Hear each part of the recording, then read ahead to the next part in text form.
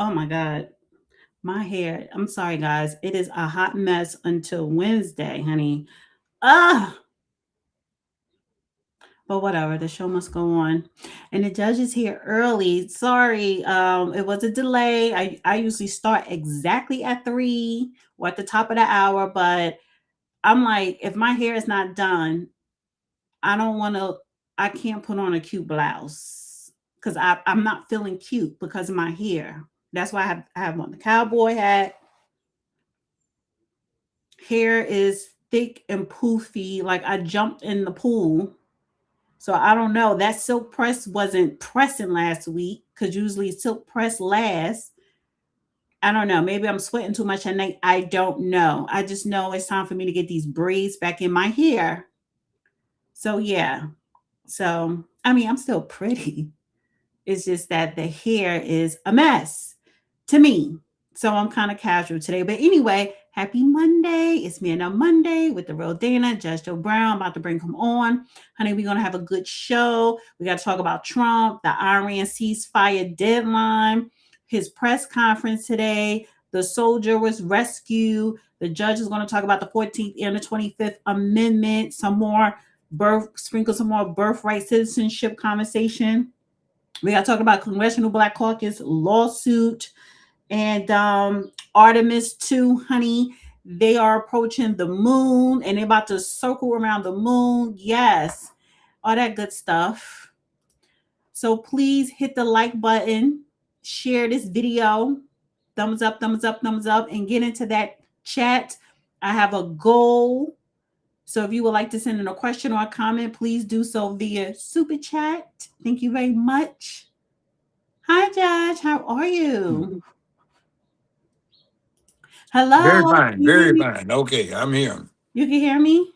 Yes, coming through. Very well. You look refreshed. Refreshed. I don't know about that, but anyway,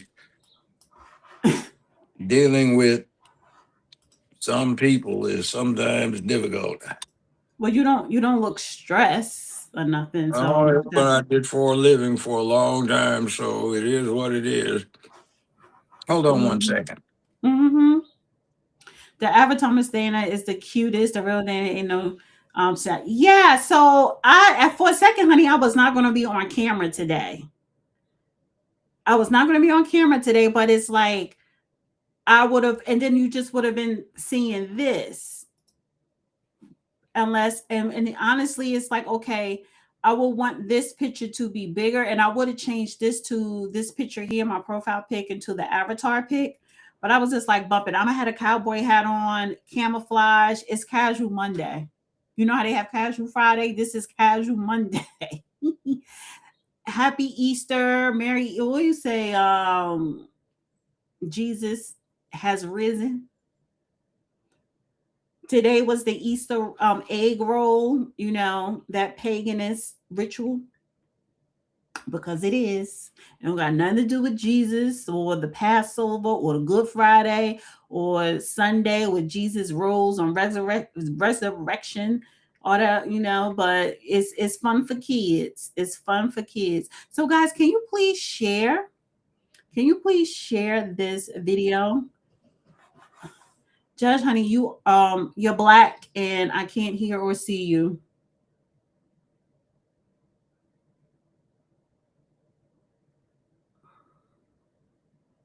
Yeah.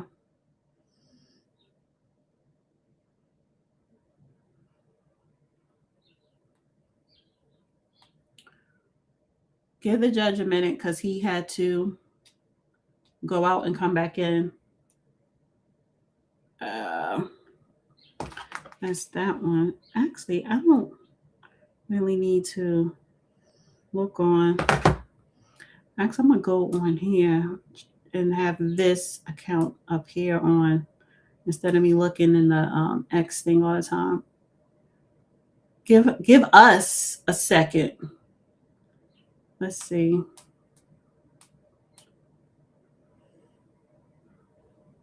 Uh, okay. Oh, honey, how rabbit lay eggs. Yeah. It's Resurrection Sunday. Yeah, that's what it is. Okay, now I see you, Judge. Can you hear me? I hear you. So, what you want? I got your coffee. That's a cute mug. I got some from Another Broken Egg. Sometimes they do some decent stuff for breakfast or brunch. Oh, I've seen. I think we have that out here. Is that place any good? Yeah, it is. I like it. The food's decent. Okay. They have a full service bar, mimosas, champagne, this kind of thing. Okay, cool. Um, I'm gonna I'm gonna try that. I'm gonna try it. I'm gonna try it. Uh, what is going on with my damn mouse?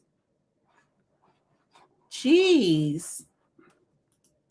have you gotten ads for that thing that Musk is doing with the satellite bid for cell phones? No, what is he doing? Hey, he's offering a discount for if you start now, if you just get the basic service, it's $50. It's 50 $30 a month. It ramps up if you want to play games and do all of your uh, television and everything on it. But Yeah, I guess you could replace the rest. But I have such poor service here that I think I want to try satellite and see what that does. I Come guess. through the roof. Yeah. Well, Trump, let's just get into it. Let me bring this up.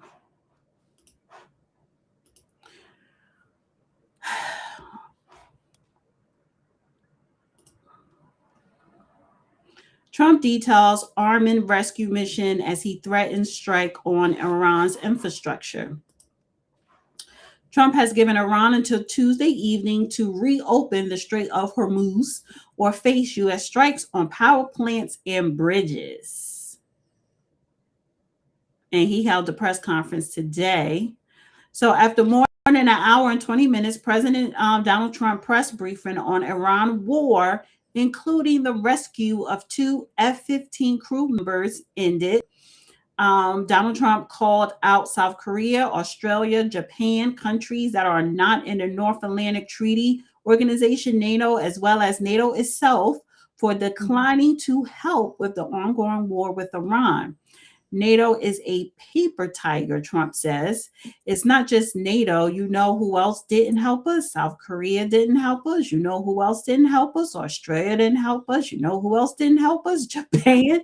And the Japan prime minister was just at the White House because they made an agreement putting up data centers, honey, in Ohio, but we'll push that aside for now.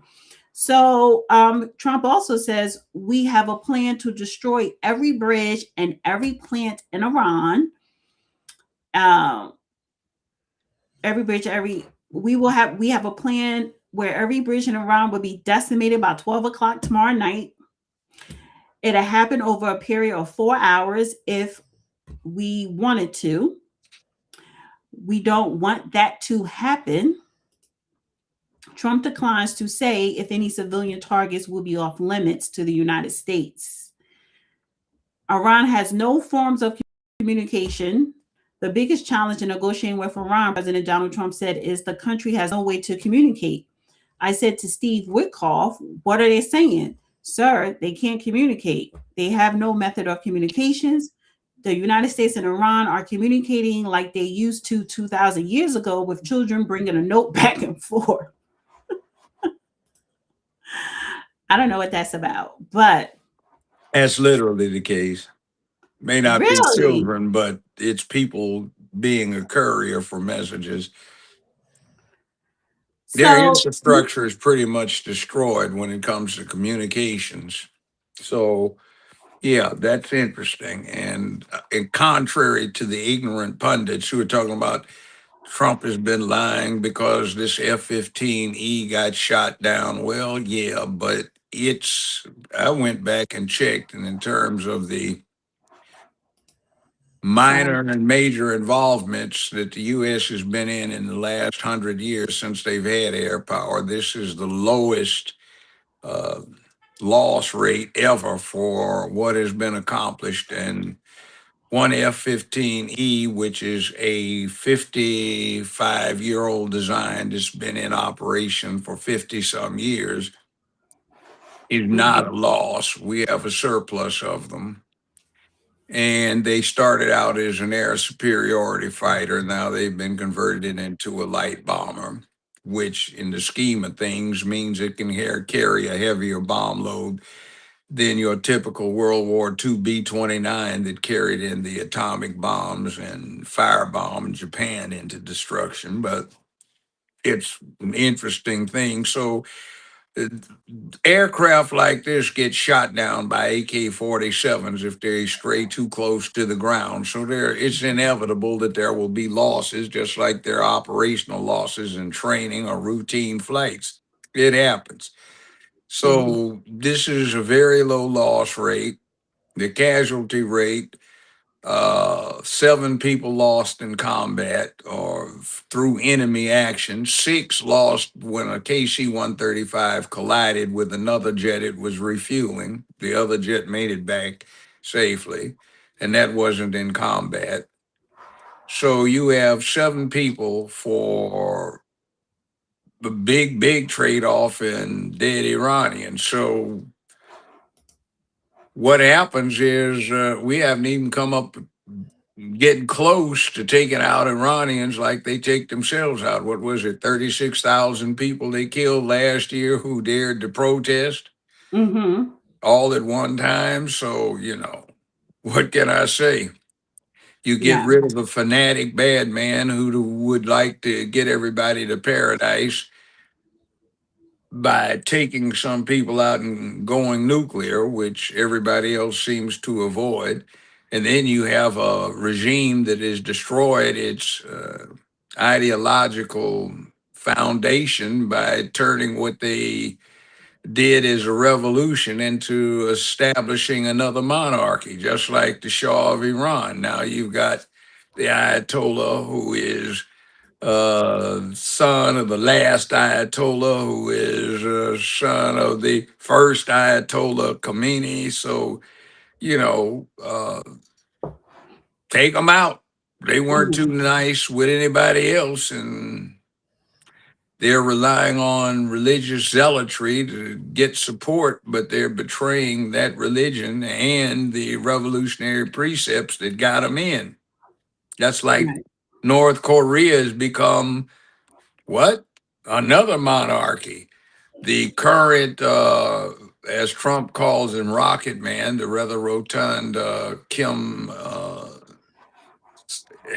Il Sung, is the grandson of the person that started the revolution that put him in power. So, well, not even revolution, just took over the reins of a communist enterprise that was already pretty thoroughly entrenched. So, you know, Let look me at play this. Cuba. The current head of the Cuban government, or just most recently, was the brother of the late Fidel Castro. So I'm going to play this clip here. Oh, I know I wanted to go in a different direction here. Breaking now on Eyewitness News at 11. This second crew member aboard a U.S. fighter jet shot down over Iran on Friday has now been rescued after a daring mission by U.S. military forces. Thanks for staying late with us. I'm Liz Nagy. And I'm Josh Haskell in for Jory Rand. President Trump making the announcement on his social media platform, saying the operation unfolded over several hours and involved dozens of aircraft. According to Trump, the rescued crew member is a colonel and a weapon system officer who spent more than a day behind enemy lines in the mountains of Iran, armed with little more than a pistol. The colonel was hurt but is expected to be okay. A retired U.S. Army Major General from here in Glendale says he's surprised the colonel was found alive, given how long he was missing. That raises concerns that either the airman was injured, there were equipment failures, or he was in some sort of situation that made it very, very difficult to continue with this mission because of the risk associated with the Iranians shooting everything they had at any sort of rescue operation. Hundreds of special operations troops were involved in pulling off the rescue mission. A senior administration official tells ABC News the CIA launched what it's calling a deception campaign inside Iran to cause confusion, making the Iranian military believe the U.S. had already found the colonel and were moving him on the ground to get him out of the country. Don't do it. Within hours, our armed forces deployed 21 military aircraft into hostile airspace, many flying at very low altitude, being shot by bullets. You bring rifles into play when you're going that low, but there are also certain advantages. Very, very heavy enemy fire. We have a helicopter that's got a lot of bullets in it. It's amazing. We just realized how good those weapons are. Those our machines are. Nobody has the equipment that we have, and nobody has the military that we have. Not even close. The second rescue mission involved 155 aircraft, including 4 bombers, 64 fighters, 48 refueling tankers, 13 rescue aircraft, and more. We were bringing them all over, and a lot of it was subterfuge. The heroic F-15 weapon system officer had evaded capture on the ground in Iran for almost 48 hours. That's a long time.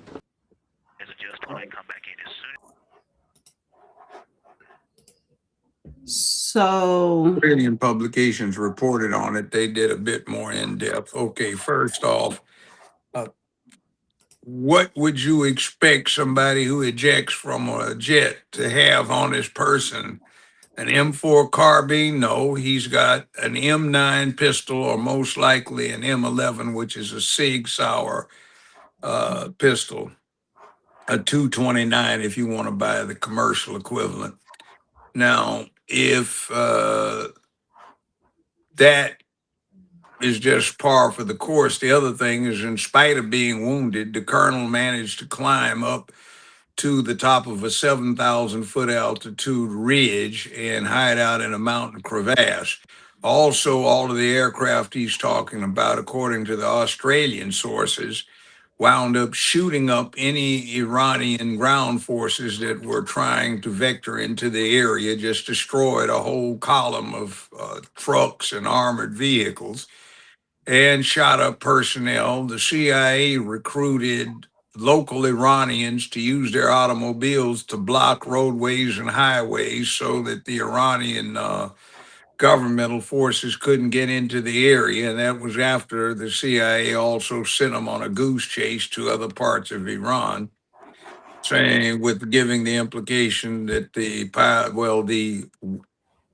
second seater had been rescued and was being taken out on the ground. As aforesaid, as he said, I hadn't heard that. You can shoot down most of these aircraft with a lucky bullet, or 2 or 3 or 4 or 5 or 10 from an AK-47, so nothing is completely invulnerable. But it is what it is, and they shot the hell up out of the Iranian forces, bombed a few of them, and just said, hey, this is what it looks like when we put in a rescue operation. You don't really want us to go on an offensive spree and really take you out. So we gave you a little time to think about it, go around, and since you don't have communications anymore the regular way, and you literally have to send children or your junior flips with messages written out the old time way on horseback, maybe, or on some equivalent to a Jeep, you'll learn that we took a lot of your stuff out and we're going to take out more. We'll destroy your highway system, your bridges, and other stuff that we kept our hands off of because we were thinking about the civilian population. That, as shown by the assistance they gave us in rescuing the pilot, we are sure aren't exactly on your side. So, yeah. And see, the other thing, too, there is another very important aspect of this whole deal, and that is what impact is having on China. At the end of this month, the president, Xi Jinping, and President Donald Trump was supposed to have a meeting. They Oh, that's in, postponed it. yeah, he postponed it to Yeah, May. well, Yeah. the reason they postponed it is so China can send its experts over there and get a review of what's going on. Why is that important? Because China has said in another year or year and a half, they're going to effectively take back Taiwan. Since we have given a 70-year-long pledge not to let that happen, we can't be embarrassed by selling wolf tickets, so we have to do something. So this is a message to China about, yeah, your air defense systems that you supplied to Iran, which was supposed to be top of the line, got taken out. Your missiles that you sent to them didn't work as advertised. We kicked their ass and they were using your stuff, and your system, though it is very impressive, is rather brittle because it cannot sustain damage or ongoing operations for any length of time. So take heed and don't plan what you were planning to do with Taiwan, because our current president will act when the indications are that something is wrong and it's afoot, rather than waiting until your people's army starts storming the beaches in Taiwan. Also, if you do carry out your threatened strikes on certain installations, you will bring Japan, Australia, the Philippines, South Korea, and other folk into the fold, and we will all do something, which is we won't go nuclear, but Mhm. we'll sure as hell bomb some of your installations in mainland China. We're just that crazy. Well, speaking of China, because after when Trump announced about the fighter jet, crashing and being rescued, it says Chinese state media echo Iranian claims. So, despite Trump announcement, Chinese state media continue to circulate a starkly different account. On April 5th, I can't pronounce it, Xinhua news agency published a report citing Iranian military sources who claimed the U.S. rescue mission had failed. According to those reports, multiple U.S. aircraft, including Black Hawk helicopters and a C-130 transport plane, had been shot down during the operation. Other Chinese media outlets, citing reports from China's Central Television, went further, repeating an Iranian claim that U.S. forces, unable to locate the missing crew member, had attempted to bomb his suspected hiding place. Well, he's back in American custody, so that's not true. Well, who Second thing, SEAL Team 6 that got bin Laden was closely involved in this. Next thing, the SOCOM Special Operations Command apparatus was involved. Next thing, the AH-64 Apaches are basically ground attack helicopters. They're not the Black Hawk that are set up for Well, uh, okay, it says, let me read transportation. this. It says an unnamed Iranian military source was also quoted as saying that U.S. forces carried out airstrikes overnight in areas of Kogalui and Boyer Ahmad province, suggesting that Washington had grown desperate in its search, according to Chinese news portal Sina. Questions about credibility. The ongoing sharing of those claims after Trump announced the rescue was successful led to some backlash online, especially among Chinese language users on the X platform.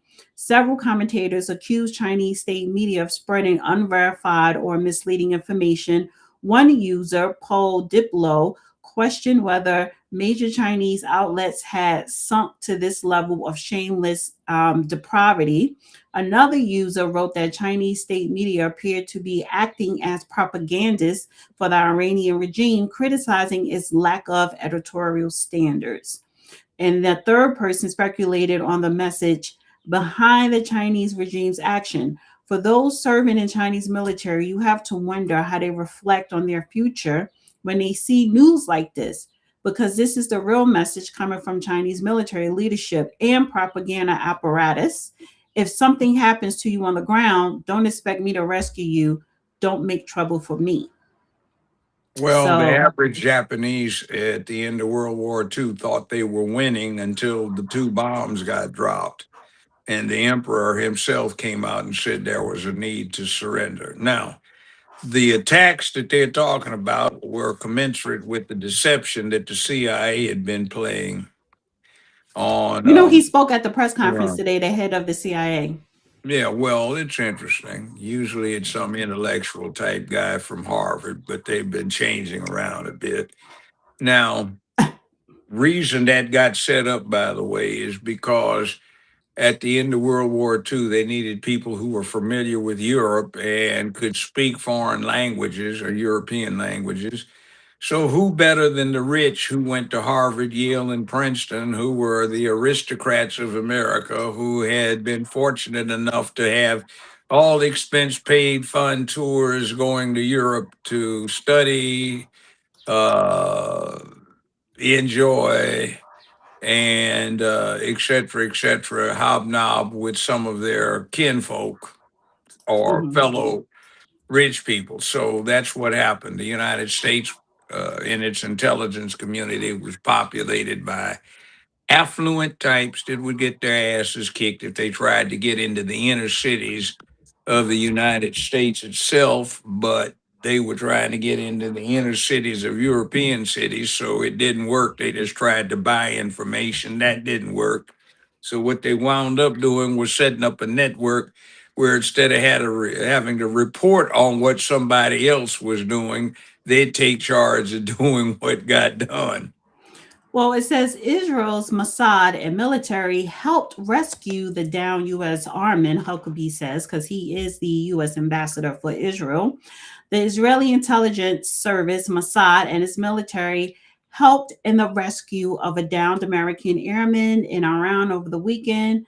In a post on X, Huckabee wrote that he met with Prime Minister Benjamin Netanyahu, the war criminal, to thank the Israeli military for unprecedented assistance to U.S. military and intel agencies who conducted a historic rescue mission on our air crew in Iran. So, U.S. Special Forces carried out a brilliant operation in rescuing American airmen. IDF and Mossad were helpful partners in the mission. So, referring to the Israeli defense. I But guess they don't have any more Jesse Jacksons. Why do I say that? If you recall, some 35 years ago, an American fighter aircraft got shot down trying to send a message to Gaddafi at the time.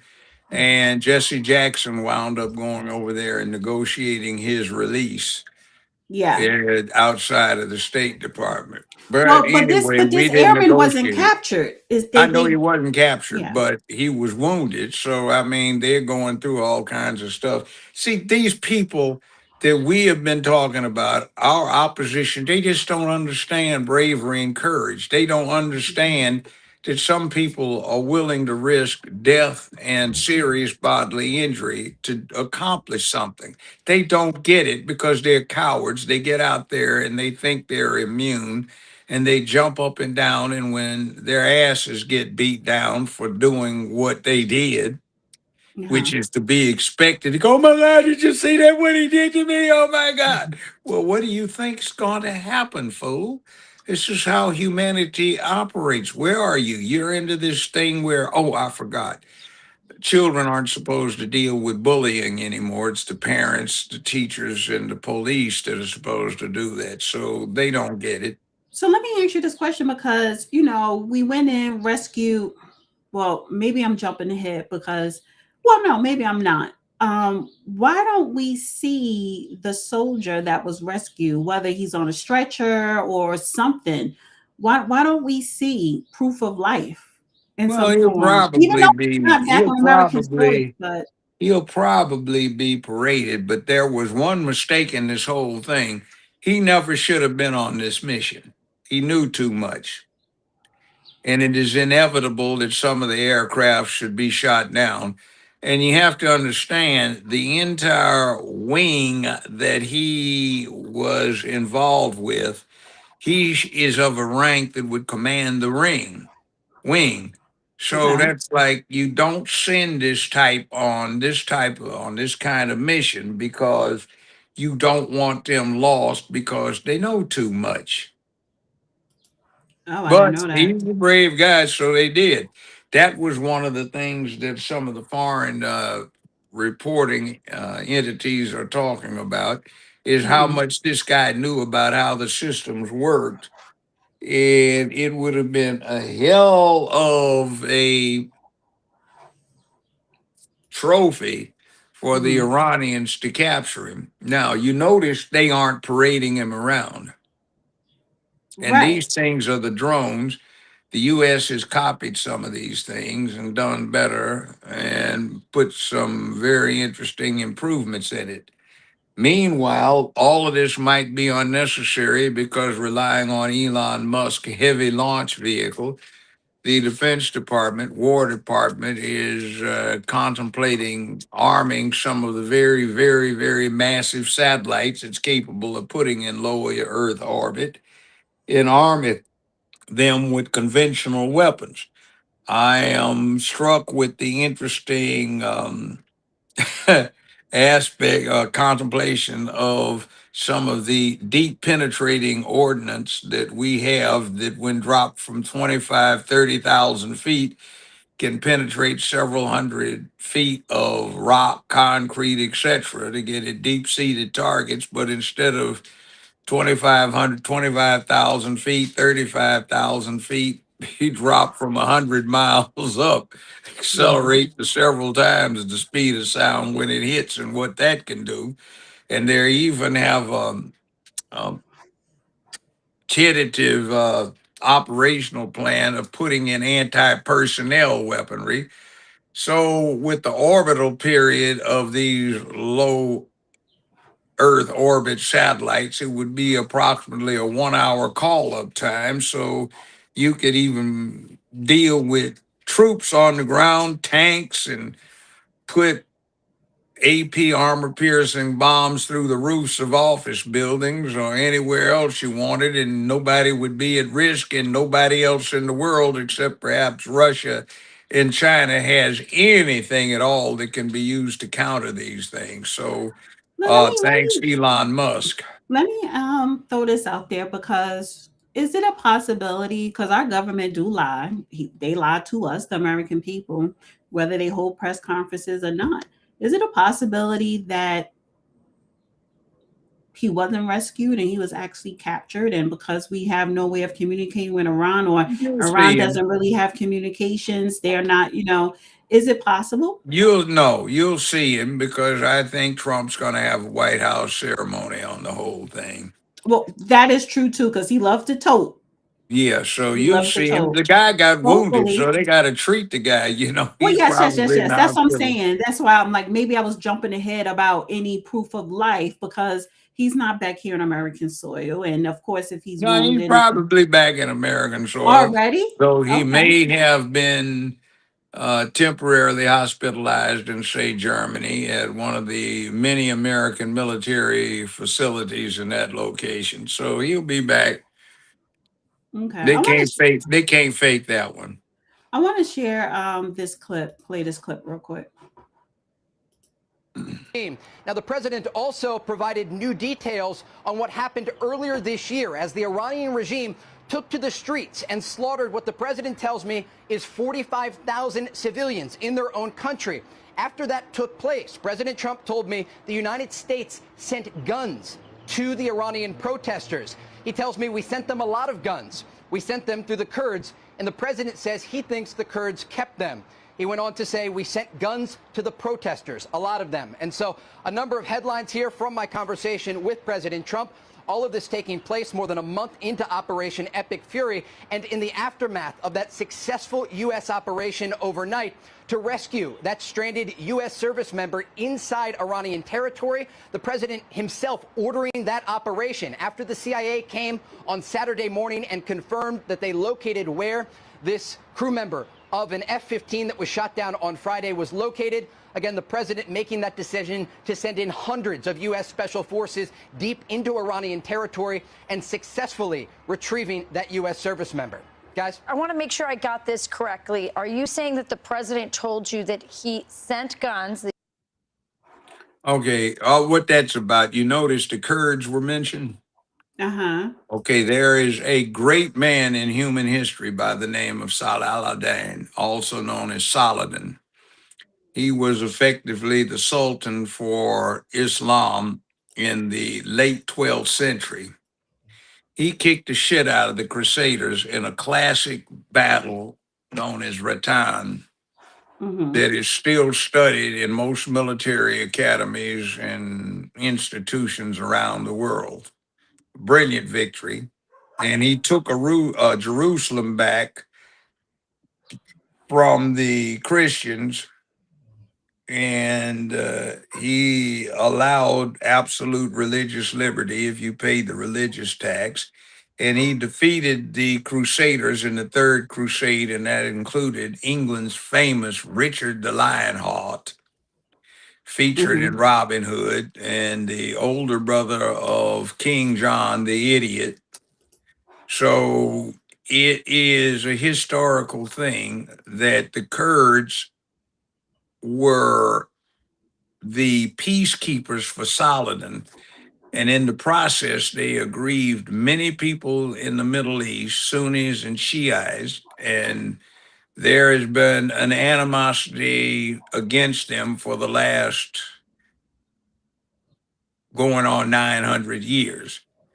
And Saladin was a Kurd himself. So he was charged with keeping the Caliph of Baghdad safe, and he did. Okay. And they don't like it. And every now and then the Kurds get jacked around like Well, my thing Hussein is did. so how are they bringing in guns to give to the Iranian people, the They just give protesters? them to the Kurds. The Kurds are nomadic and they have Oh, okay. camels and they travel across the deserts and they can deliver them. Most of this area is not like you go here in America or Europe. It's flat out looks like desert scrub between Texas and California. Mm-hmm. And there aren't a lot of outposts out there, and they just travel across. Meanwhile, by the way, I'm sure that since most of the communications media that's hooked up with satellite and some other services have satellite imagery that's upgraded, including if you look on Google Maps and you get the satellite image, you can see your house from several hundred miles up in space from satellite imagery. The same people who do Right. that can take images of what's going on over there in Iran. And so far, much as they probably would love to hate on Trump, they haven't shown anything to the contrary. So this is available to civilian or through civilian sources, the information or the look Well, down. so yesterday Trump went on a Truth Social rampage, honey. He was like, Tuesday, 8 p.m. Eastern time. Tuesday be Power Plant Day and Bridge Day, all wrapped up in one in Iran. There will be nothing like it. Open the fucking straight, you crazy bastards, or you'll be living in hell. Just watch. Praise be to Allah. President Donald Trump. But for him to add that was a little bit Why? disrespectful. Why? Because first Because of all, you're not remember, Muslim. You're no, mocking the remember, Muslim Saudi religion. Arabia is in on this, United Arab Emirates is in on this, Dubai is in on this, Egypt's in on this, and it basically shows respect to the alliance that is forming unofficially. He also says, we have rescued the serious wounded and really brave F-15 crew member officer from deep inside the mountains of Iran. The Iranian military was looking hard in big numbers and getting close. He is highly respected colonel. This type of raid is seldom attempted because of the danger to the man and equipment. It just doesn't happen. The second raid came after the first one, where we rescued the pilot in broad daylight, also unusual, spending 7 hours over Iran, an amazing show of bravery and talent by all. I will be having a news conference with military, and that was today, blah, blah, blah, blah, blah. So, yeah. Okay, you know, it is like World War II or Germany or Japan. Mm-hmm. 2 crewmen in a Mosquito reconnaissance aircraft got lost over Germany, and the Allies sent in the paratroops, the 8th Air Force, and bombed the hell out of the German facilities, landed troops, pulled off the raid, then landed some DC 3s, C-47s, they called them in military parlance, and flew everybody out. That's what it is comparable to. Mm-hmm. Mm-hmm. So they just went in and kicked ass, took some names, and counted bodies. He says many of Iran's military leaders who have led them poorly and unwisely are terminated, along with much else, with this massive airstrike. What is Yeah, this? might be interesting.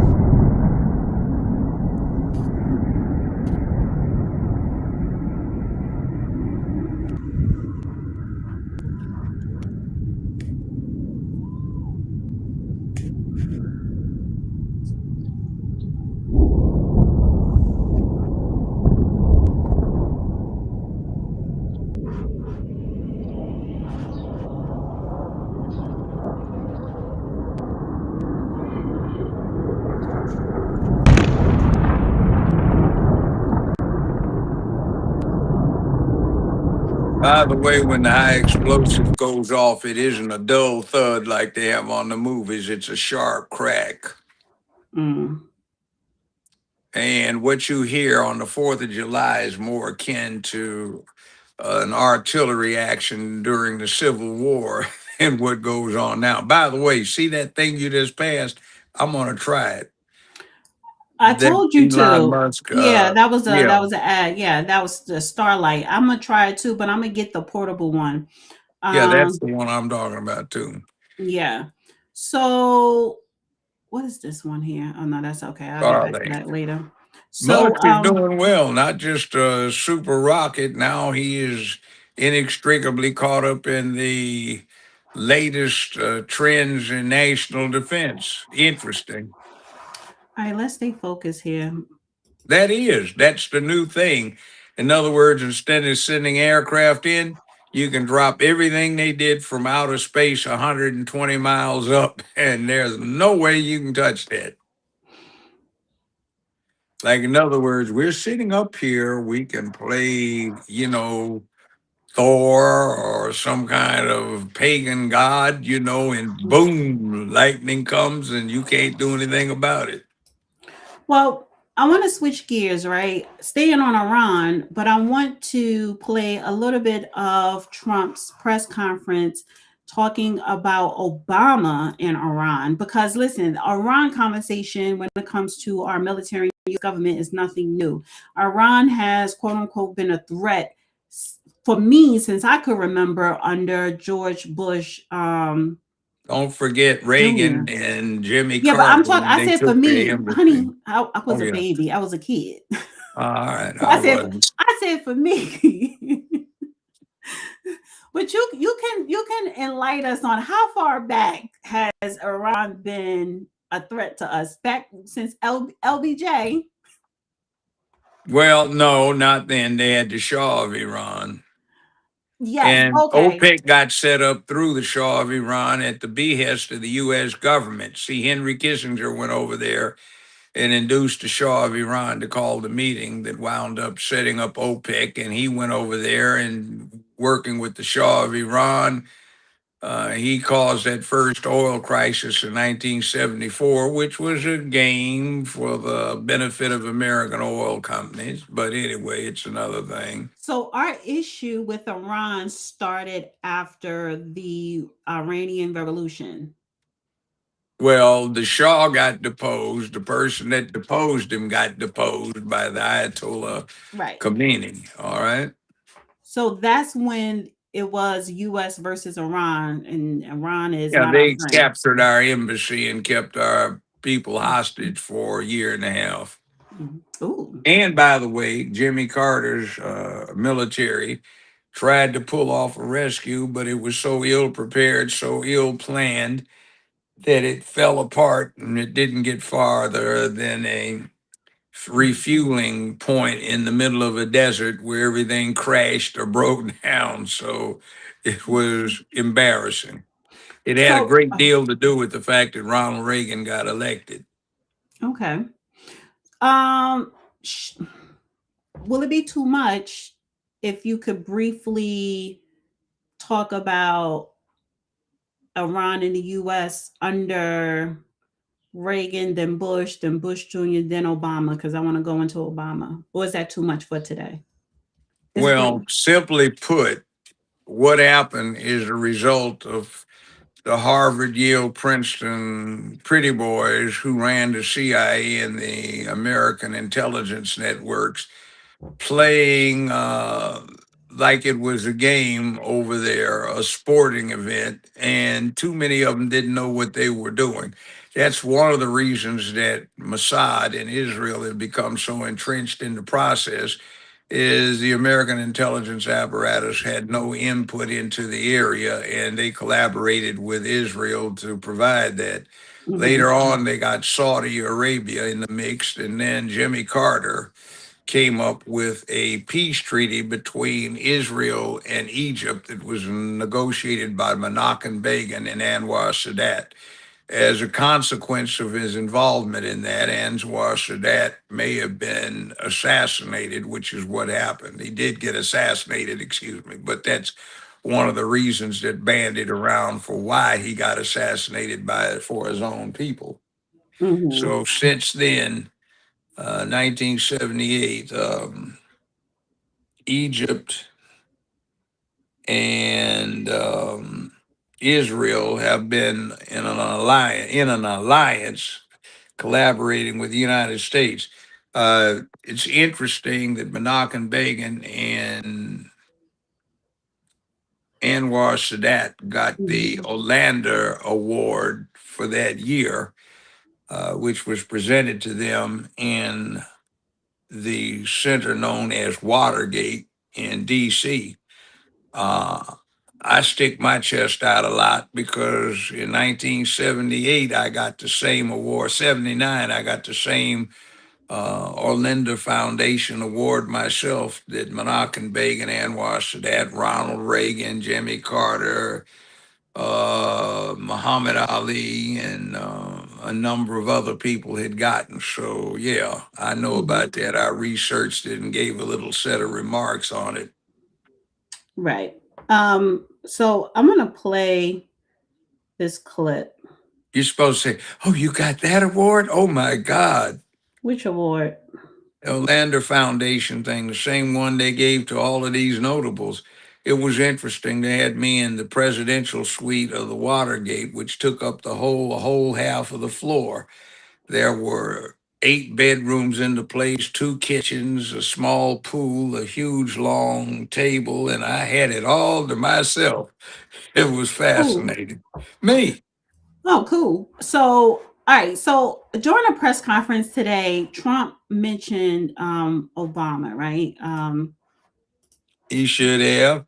He, Obama created a mess. well, he Let me said, go ahead.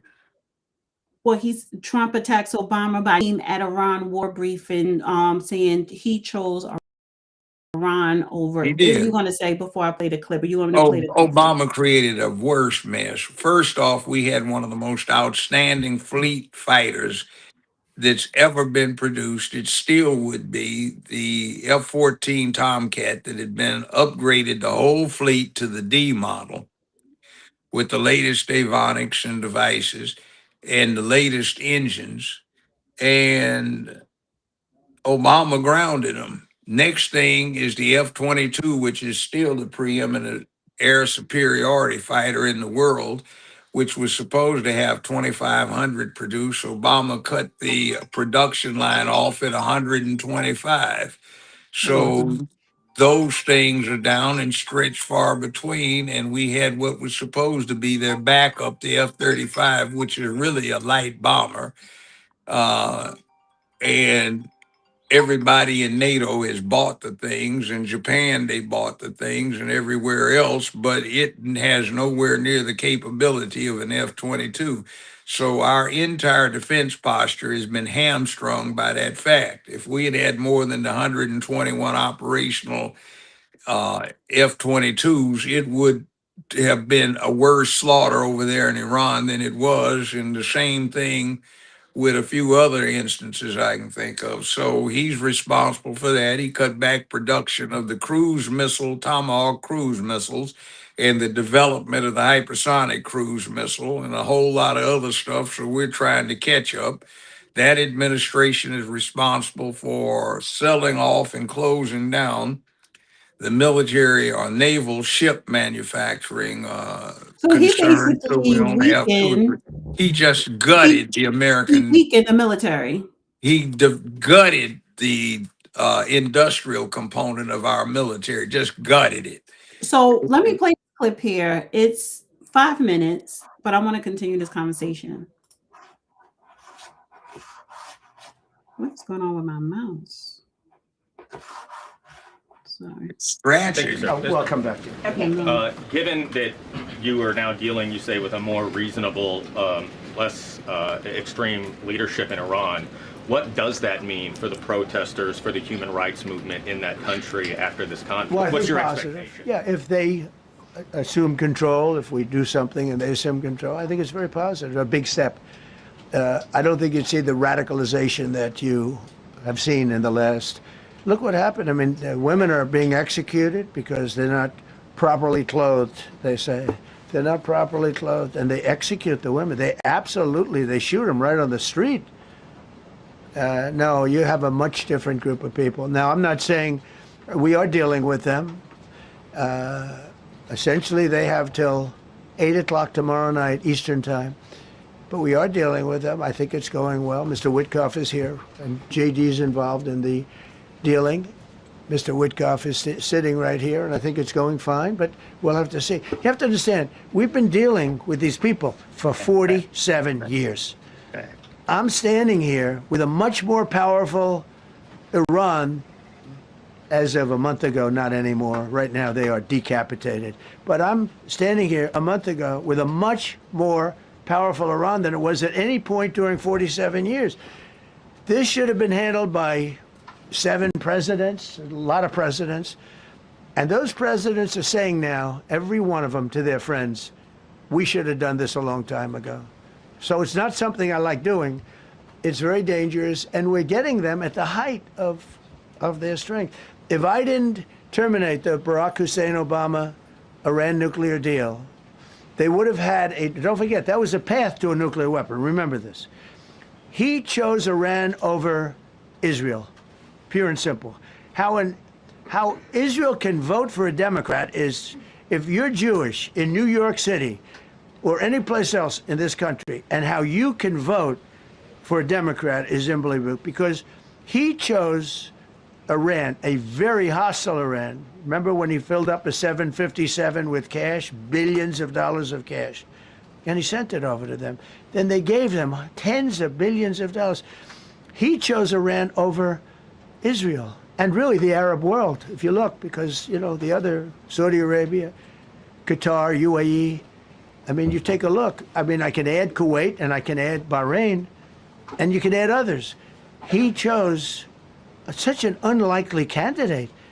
Nobody could believe it. Frankly, if you're going to choose between Iraq and Iran, he should have befriended Iraq. He went in the exact opposite direction of all thinking, and he made a terrible mistake. But that was a road to a nuclear weapon. And when I terminated that, everyone said, oh, he terminated it. It was one of the best things we ever did, because he had a road to a nuclear weapon. And it was a very short-term deal. You know, countries don't do 10-year deals. Countries do hundreds of years. You don't do a 10-year deal. For a country, this isn't, you're a landlord and you're renting a store on a certain street, and you give somebody a 5-year or a 10-year lease. This is a country. It was a short-term deal. It was ready to expire. I terminated it before it expired. Took a lot of heat, and it was one of the best things I ever did, because he would have had a nuclear weapon. Then he would have had another nuclear weapon, had those beautiful B-2 bombers not gone in 8 months ago, and obliterated that site. And by the way, the word is obliteration. CNN said well, maybe it wasn't complete. It was so complete that they still haven't been able to get it.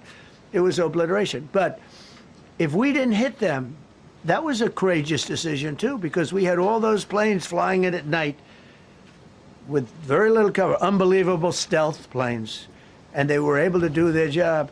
If we didn't do that, Iran would have had a nuclear weapon at a high level, either one of those two instances. And if they did, in my opinion, I told this to Bibi Netanyahu yesterday, Israel would have been extinguished.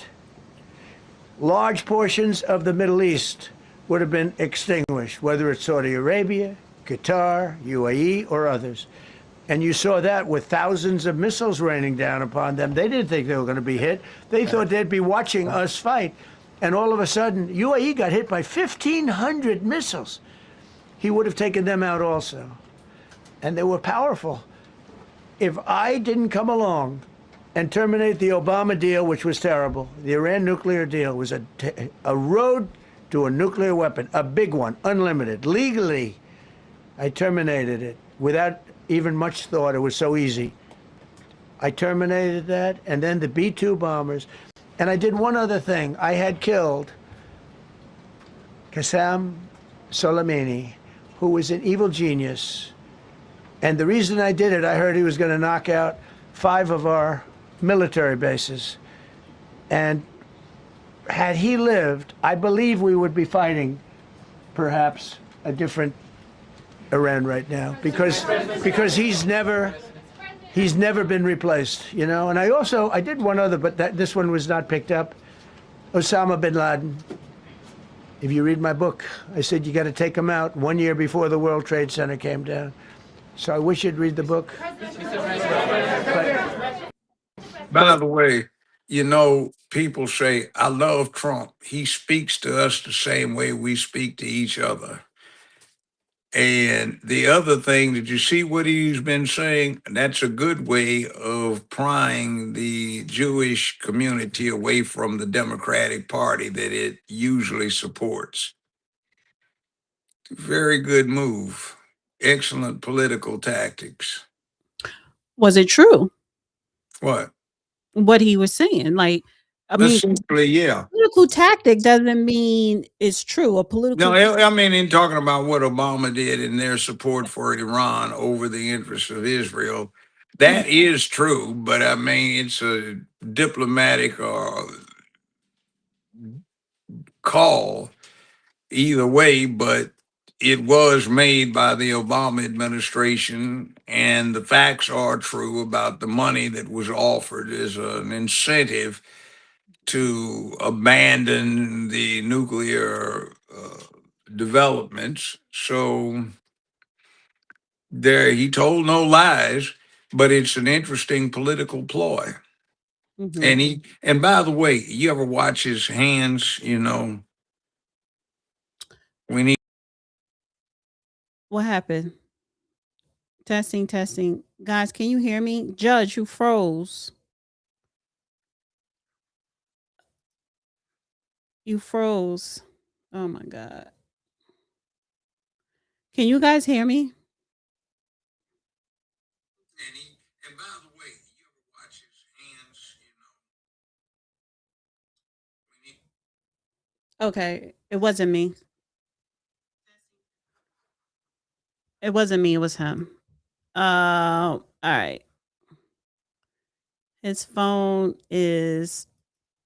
Oh shit. His phone was thinking, and I pushed him out, and then as soon as okay, here he goes. hear you. You Yeah. cut off. By the way, you see that little chat room thing? Dementia. See, they're so brainwashed by the propaganda that when somebody tells them the truth and makes an accurate observation, they react this way. It says, you give somebody their money back. No, it's ours. We took it. If we're nice about it, we give you back it, but there's no reason to, because the deprivation resulted in a diminution of your capacity to make some nukes. So So if you're fool enough to not be able to what super chat, okay, that's not wise. minute. That's not wise. Because before you froze completely, and then I put you backstage, and you came back. So you were saying something, and it cut you off. It said something, you was talking about his hands. You was like, Oh, yeah, his hands are sending direct messages. And if you understand what he's doing, the message is even more clear and it reinforces itself in a lot of people's subconscious. Now, this one is naive. Somebody says, well, thank you to the retail trader says, if I seize your money and then give it back to you, I gave you money. Question mark. Trump is doing 4D dementia, delaying nah, nah, expression and that's bullshit. decline. Where is That's the just, screen? you're too, sir, with due respect, you're too unsophisticated to understand it. The seizure was to keep Iran from having resources that it could fall back on, monetary resources that it desperately needed to make nukes. So this idiot Obama boy gave it back to them so they could respend it. It's like what happens when the feds do a raid, a drug raid, and they make a seizure and they take money. They aren't necessarily going to give it back because the proceeds are illicit and the drug dealers would use it continuously for illicit purposes. So they seize it. That's all it was. So he says 2 + 2 = 4 is the truth. Sure. Just because something is stated does not make it true. Well, in this case, it's what was contemporaneous with the events. Those things were discussed. I posited to them myself. I talked to other people about it. I even gave a few lectures on the lack of wisdom and good common sense reflected by the Obama administration giving that money back. So I am on all fours with what Mr. Trump has just got through pontificating upon. And it wasn't from listening to him. That was my own independent idea. I did have a political science major at UCLA, in which I didn't do too badly. So Well, it is what it is. It's a reality. I want to play this clip. This is brief, it's under 2 minutes. And of course, he's talking about Biden. And it seemed like Obama and Biden go hand in hand, A basically. bunch of idiots. See, Obama is Bush 2.0 or 3.0. You got George Herbert Walker Bush. You got George Walker Bush. You got Barack Obama. Barack Obama is cousins to George Walker Bush, and Barack Obama's maternal grandfather is first cousin to President George Herbert Walker Bush. They're all related through Obama's maternal side. So is Dick Cheney. So is Sarah Palin, governor of Alaska. And So so is George Herbert Walker, who founded Halliburton, that is the main financial gainer in this whole mess involving Iraq too, and the situation with Iran, most recently dealt with by Bush 2.0, Bush Light, aka cousin Barry, aka Barry Soetoro, aka Barack Obama. so let me play this clip. Think of it. And it's not just NATO. You know who else didn't help us? South Korea didn't help us. You know who else didn't help us? Australia didn't help us. You know who else didn't help us? Japan. We've got 50,000 soldiers in Japan to protect them from North Korea. We have 45,000 soldiers in South Korea to protect us from Kim Jong-un, who I get along with very well, as you know. Do you notice he said very nice things about me? He used to call Joe Biden a mentally retarded person, okay? So don't tell me about your stuff. Joe Biden, he said he's a mentally retarded person. He was so nasty to Joe Biden. It was terrible. But to me, he likes Trump. And do you notice how nice things are with North Korea? It's very nice. But we have 45,000 people, soldiers, in harm's way, and right next to Kim Jong-un with a lot of nuclear weapons. 45, which should have never happened if a certain president, I'm not going to mention this president because I happen to like him, believe it or not, but if a certain president did his job, Kim Jong-un would not have nuclear weapons right now. But they're all afraid to do their job properly. But just to conclude and just to finish, Japan didn't help us, Australia didn't help us, South Korea didn't help us, and then you get to NATO, NATO didn't help us. There were some countries that did. Now, countries So here's the thing: who was the president that he liked? Is he talking about Obama? Which is why, No, He was like, because he's the reason no, he's North not. Korea has nuclear. Who's he talking about? Guess Bush? he's a No, no, no, not Bill Clinton. no. He's talking Biden? about he's talking about the Reagan Bush administration. Wait, so I don't think he's going that far back because how Yeah, long he is. has he He said mentioned? seven He said, presidents. He no, said no, seven listen, presidents. listen. He said he's the reason why North Korea has a nuclear, and I happen to like this No, I president. know that, but previously he made remarks. This goes back seven No, but I'm U.S. saying who presidents. is the president who he Seven likes U.S. that allowed presidents. He who said allowed seven. Josh, answer my question. Who listen to my question. I just Who, told you. who is the president that allowed North Korea to have He nuclear just weapons? told you. He didn't say. I know he didn't, but here's what he said so you can make the deduction. I'm about to go back and play it. No, he said seven U.S. presidents have ignored Iran. That is Jimmy Carter, that is Ronald Reagan, that is George Herbert Walker Bush, that is Bill Clinton, that is George Walker Bush, that is Barack Obama, that is Joe Biden. That's seven. So he's embracing all the way a period all the way back to Jimmy Carter. Now, he I'm said not talking about Iran. hold on. No, he said North Korea. The two of them are inextricably combined. He said a president I admire. He's not an admirer of Biden. He's not an admirer of Obama. He's not an admirer of George W. Bush. He's not an admirer of Bill Clinton.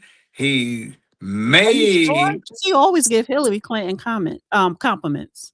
well, he's being nice, a gentleman, but He goes, he said, listen, she knows what she's talking about. She has the political yeah, experience. but she Always wasn't gives her president. She's compliments. not president.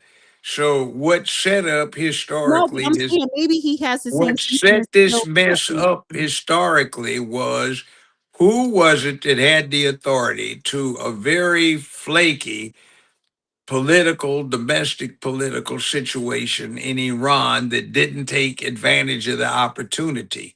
The initial point where Iran was at its absolute weakest, and we had the greatest justification just after the release of the embassy personnel had been secured after a year and a half, was the Reagan Bush administration, and they didn't take action. Okay, so here's And he my met question. President Reagan, and Reagan made the remark of, I think I'm shaking the hands of a future president of the United States. So here's my question for clarity because when we talk about North Korea and the nuclear, because he was talking about North Korea in this 1-minute clip because he said the president called Biden a retard, the president of North Korea, and I believe it.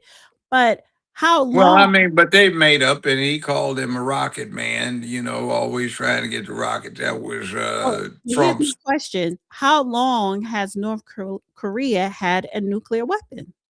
Quite a while, but they haven't been Let me, able to let me, make them. let me Google See, that. let me explain what the problem is. The problem is not knowing how or how not to make a nuclear weapon. The problem is having the industrial infrastructure to make it. You need all kinds of interconnected things like to make an appliance, you need wires, right? So you need copper mining, you need copper refining, you need manufacturing of the wire, you need somebody to make the plastics to go to the insulation on the wire, you need somebody to come up with what is necessary for the hardware for the thing. You have all of these people together so you can use these industrial sources to acquire the parts to make, let's say, a radio. Now, when you have a nuclear bomb, you have to have all sorts of industrial connections and resources to make one. Even if you know how to make one, you can't do it. So okay, so I Google, right? and a Gemini, and it says North Korea has possessed nuclear weapons for nearly 2 decades, confirming its first successful nuclear test October 9th, 2006. 2003, North Korea withdrew from the nuclear proliferation Proliferation agreement. treaty. Proliferation I treaty. said it right, honey. You said it wrong. I did. Okay. Proliferation treaty, because you thought I was going to mispronounce it. But see, here's the thing. Wait, It's not. let me finish reading. In 2005, formally admitted to possessing nuclear weapons. 2006, conducted its first underground nuclear test. He's talking about George Bush. No, that's not the point. See, here's what happens. To make the first atomic bomb that the United States made, Franklin Roosevelt implemented a crash program, cost is no object. Every scientist we can find, anybody and everybody, military, naval, or whatever it is that has anything to do with it, we're putting in the Manhattan Project. This is the most vital and expensive program for defense the U.S. had ever engaged in to come up with nukes. All right, they did. Prior to that, there was the political, well, not political, but there was the persuasive thing of a letter from Albert Einstein to Franklin Roosevelt about the threat of a nuclear device and informing him of its full nature. Before that, we have somebody that conceptualized the theoretical basis for nuclear weapons with Albert Einstein. He did this before World War One. Everybody thought he was absolutely crazy and insane until his first prediction got verified by a lot of astronomers and scientists. All right, so So that I went want back, and that was built I on want to bring other it people. forward So to it's a Obama. I hundred-year want to bring old it thing led up to that. all right. I want to bring it forward to Obama because we're running short on time here. Obama, he was known, and a lot of stuff always comes out once the president leave office. But Lean. he was known as a president who dropped the most bombs ever in presidential history. So it's like he calls himself avoiding a war just by going and dropping bombs, and the media never What are reported you on talking about? Obama. The Well, media, how can you say he avoided that? He was president for 8 years during an ongoing war in the Middle East that lasted from 2001 up to the right, but it Bush was already administration, started. So Biden administration. and then that ongoing thing, the media wasn't even calling it a war. It was just like our military is over there occupying it. It got to a certain point. Well, So how about his Indonesian let trust me fund hit? finish. Go ahead. Let me finish. So what I'm saying, when he left office, the day he left, it started coming out that he was the most president dropping drone bombs ever in presidential history. So whatever war that Well, was going on, drone bombs, but not bombs. well, bombs, the drones, whatever. Drones. The But there's bombs that bombs. would go to Franklin Roosevelt, who had several I don't want to go back in hundred history. It's millions drop, hundred drones. million He was bombs blowing dropped. shit up. You know what I'm talking about. He was blowing shit up. So let me just finish. A So few things. so anyway, so Obama, he dropped the most bombs ever. He No, never he may have actually ordered the most blew drone up. strikes, not bombs. What did it blow stuff up? He didn't look. Drone strikes are sporadic and targeted and Yes, refined. It's like a sniper. It's like yes. saying how many snipers. It blows the That's target what he up. did, but he didn't order Yes. the most bombs dropped. You still blowing shit up.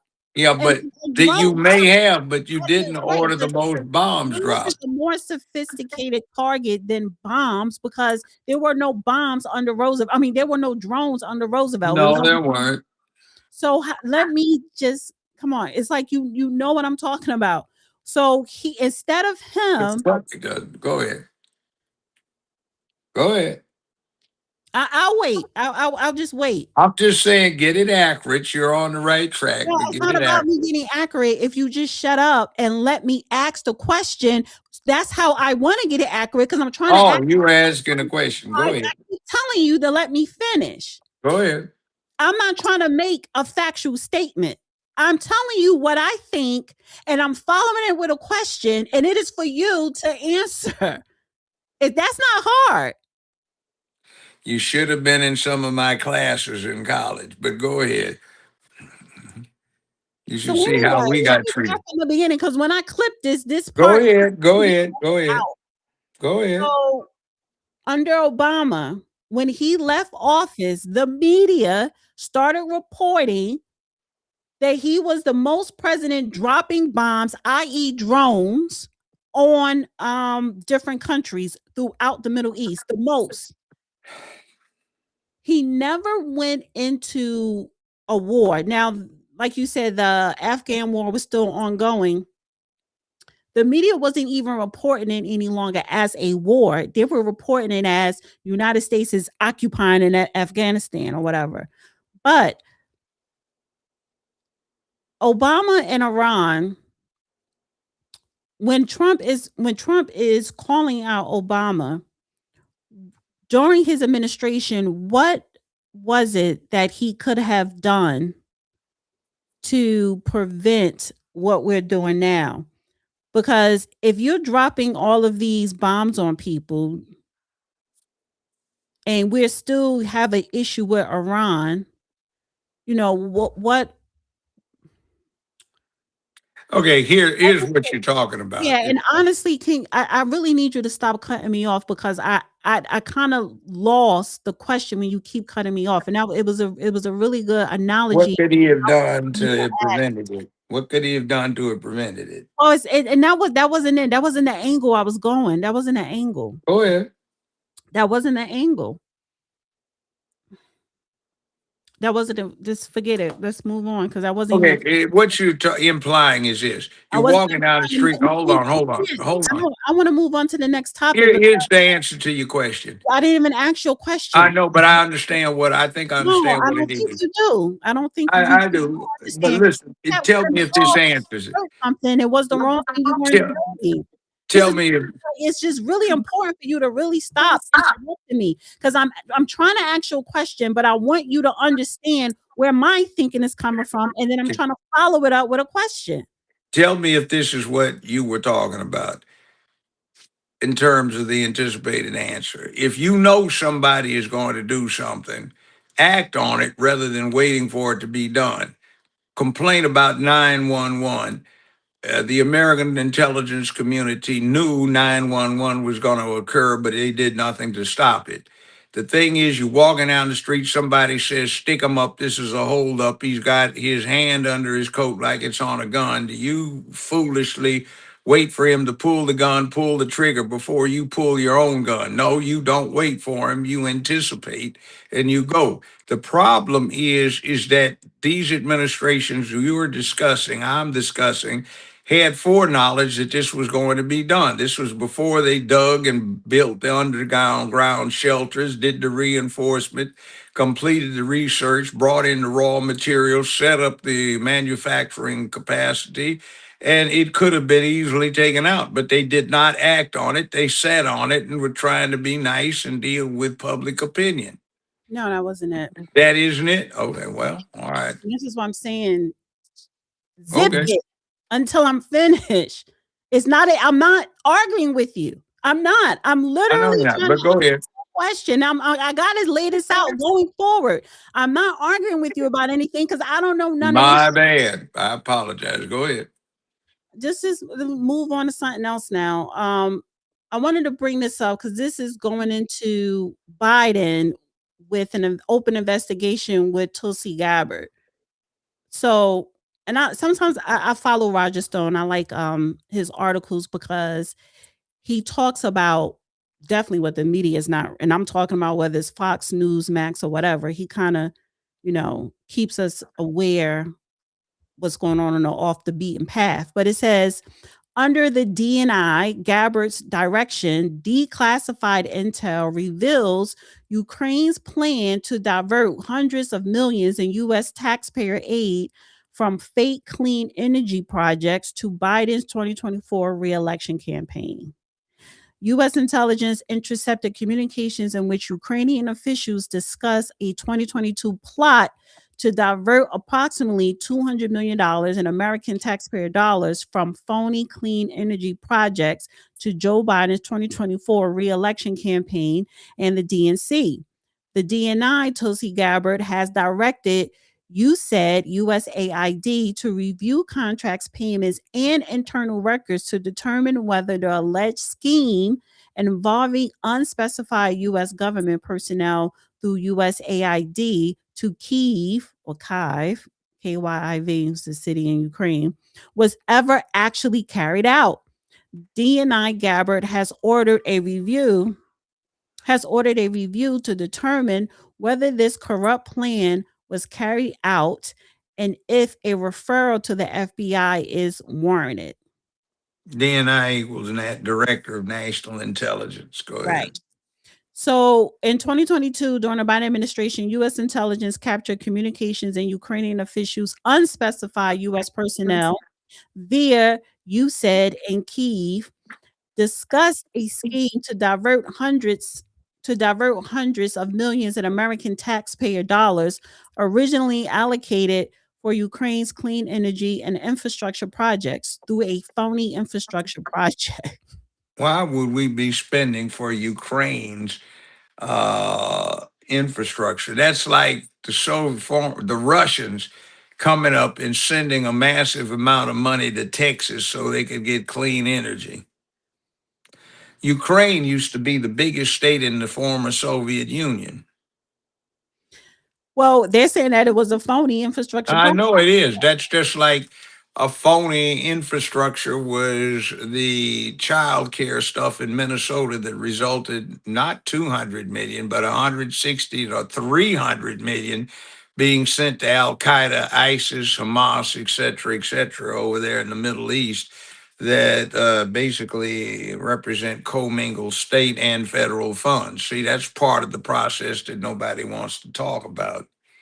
It says the plan called for routing approximately 90% of the funds via two American subtractors in a manner designed to obscure the money trail and direct it to Joe Biden's 2024 reelection campaign and the DNC. Now, mind you, he ended up dropping out and Kamala took over and they were saying, oh, she got $1 billion war chest and still lost. Some of that money, I believe, was coming. Yeah, and by the way, it's against federal election law for you to transfer the funds delivered to one person for a purpose to another. You can't do that without the permission of the original donors. So technically, Kamala Harris's campaign has violated the American election laws. Despite the seriousness of the intercepts, the Biden administration took no action. The revealed messages expose yet another familiar pattern of corruption. Ukrainian officials working with unspecified U.S. personnel via USAID in Kyiv planned to fund a fake infrastructure project that would later be canceled as unnecessary, turning it into a massive money laundering operation with American taxpayer dollars. The report noted that participants believed the funds would be difficult or impossible to recover once allocated. This exposure raises urgent questions about whether U.S. taxpayer aid to Ukraine was misused or weaponized to boost Joe Biden's 2024 reelection campaign. Joe Biden personally oversaw U.S.-Ukraine policy as vice president and has long faced serious accusations of leveraging American taxpayer dollars for personal and political gain. The obtained communications further ignite deeper investigation of the Biden's family Ukrainian business dealings, including Hunter Biden's lucrative board position at Burisma Holdings, where he collected millions despite lacking energy expertise. Many argue that this was no coincidence, pointing to Biden's 2015 to 2016 pressure campaign to fire Ukrainian prosecutor General Viktor Shogun, an effort framed as anti-corruption but widely viewed by skeptics as protecting Hunter from investigation. Biden's track record of Ukraine related controversies only deepens the glaring stain of corruption. You actually reported on the Biden laptop. As vice president, when Biden was vice president, Biden famously bragged to reporters about withholding $1 billion in U.S. loan guarantees unless Shogun was ousted, a move that conveniently aligned with his family's financial interests in the country. Fast forward in 2021, his presidency and billions flowed by means of aid to Ukraine with no strings attached, even as reports of waste and self-dealing surface. All of this information, and Tulsi Gabbard, who is head of the DNI, is anybody going to be arrested? I highly doubt it. There will be. The indictments take time to go through millions of pages of data and doing an analysis to find out with what you have. There are 3 years remaining, and that's ample time. And if that's not enough, Vance's administration will probably take up 8 years after that, and they'll get somebody. Justice We're not Brian making any Slowby. arrests under this But I've situation. said that before. That was one of the driving engines behind Hunter Biden's pardon by his daddy, and that was to obviate any risk to the Biden family for the massive corruption and embezzlement and misappropriation of public funds that's involved. And by the way, also, Ukraine itself has an outstanding indictment against Biden for embezzlement, extortion, bribery, et cetera, both him and Hunter. It says U.S. aid to Ukraine has totaled well over $175 billion since the war began, much of it in the form of direct budget support Yeah. and infrastructure funding. Why in the hell are we doing that Well, when we have all these needs in the United States, including jump starting our defense industry, which is being shown to be severely lacking thanks to this idiot Biden and this other idiot Barack. didn't Trump turn the faucet off for sending funding to Ukraine, or did he toned it down? He turned it down. Mhm. It says further fueling suspicions of a cover-up. There is no evidence that Biden administration ever pursued a meaningful investigation into these 2022 obtained communications.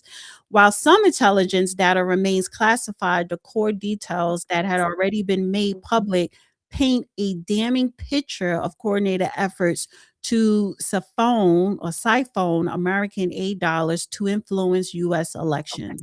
By the way, in late 2019, all of this came to light, and in October, before the November election cycle, back in 2019, it was published very briefly that Ukraine had returned a lengthy organized crime indictment. And when the Ukrainian Supreme Court ordered the prosecutor to unredact it, Joe Biden was named in it in multiple counts. And that's what they accused him of. So this has hit the fan, but it got quickly suppressed by the American media, who to this day doesn't talk about it. They don't. But the fact of the matter is, there's a pending indictment against Joe Biden, Hunter Biden, and other parties, which is probably why he never went over there and sent word salad Annie, Kamala, to go talk for him. And here's the thing. So her investigation, Tulsi Gabbard, it may not be no arrest this administration, but this is something that definitely JD Vance, even Mark Rubio, whoever else on the Republican side running for presidency, but particularly JD Vance, will highlight against the Democrats there. So maybe what the Trump administration is doing these investigations, is not being talked about in the media, which is fine, but they're gathering all the evidence necessary to drop it on whoever's running for president on a Democrat side and to start rolling out some indictments either at the end or in the next Republican presidency term. That's a good assessment. Also, there's another factor too that comes into play in such things. There are state secrets, things that you don't want your enemies to know. And considering the activity suggested in those laptops on behalf of the Biden family, the Harris involvement, and the Clintons, there are some things likely to surface that have a bearing on national security that might be problematic when it comes to revealing them to our adversaries. Now, with that said, because I don't trust no politician, I don't care what political party you are involved. Well, sometimes you have to keep secrets. True, but I just don't trust. They're all thieves. That's what I'm saying. Not Congress, all of them are White thieves, House, some, too but many. every administration make sure that they walk away wealthier and more connected and more powerful. So, of course, Obama did it, Biden, even George, definitely the Bushes. Trump is doing it as well. I don't think he is. I know you was going to say that because you're so The biased. reason I say that is he's got nothing to gain out of it.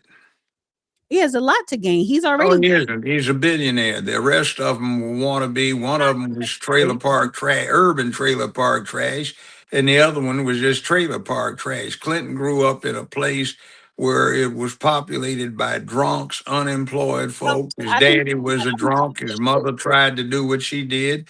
what about the Bushes? Biden grew up in an urban trailer park trash situation, so they were trying to get wealthy from being very The impoverished. Bushes were already wealthy, and they What? still made Bushes themselves are a different wealthier. thing. The Bushes are a dynasty, and the Exactly. Bushes have always been into, let's see, They national made themselves intelligence. more powerful and wealthier during both presidencies, senior and junior, so they could be more powerful and wealthy when they leave. Well, the point is they'd been into international intelligence for the previous 100-year period.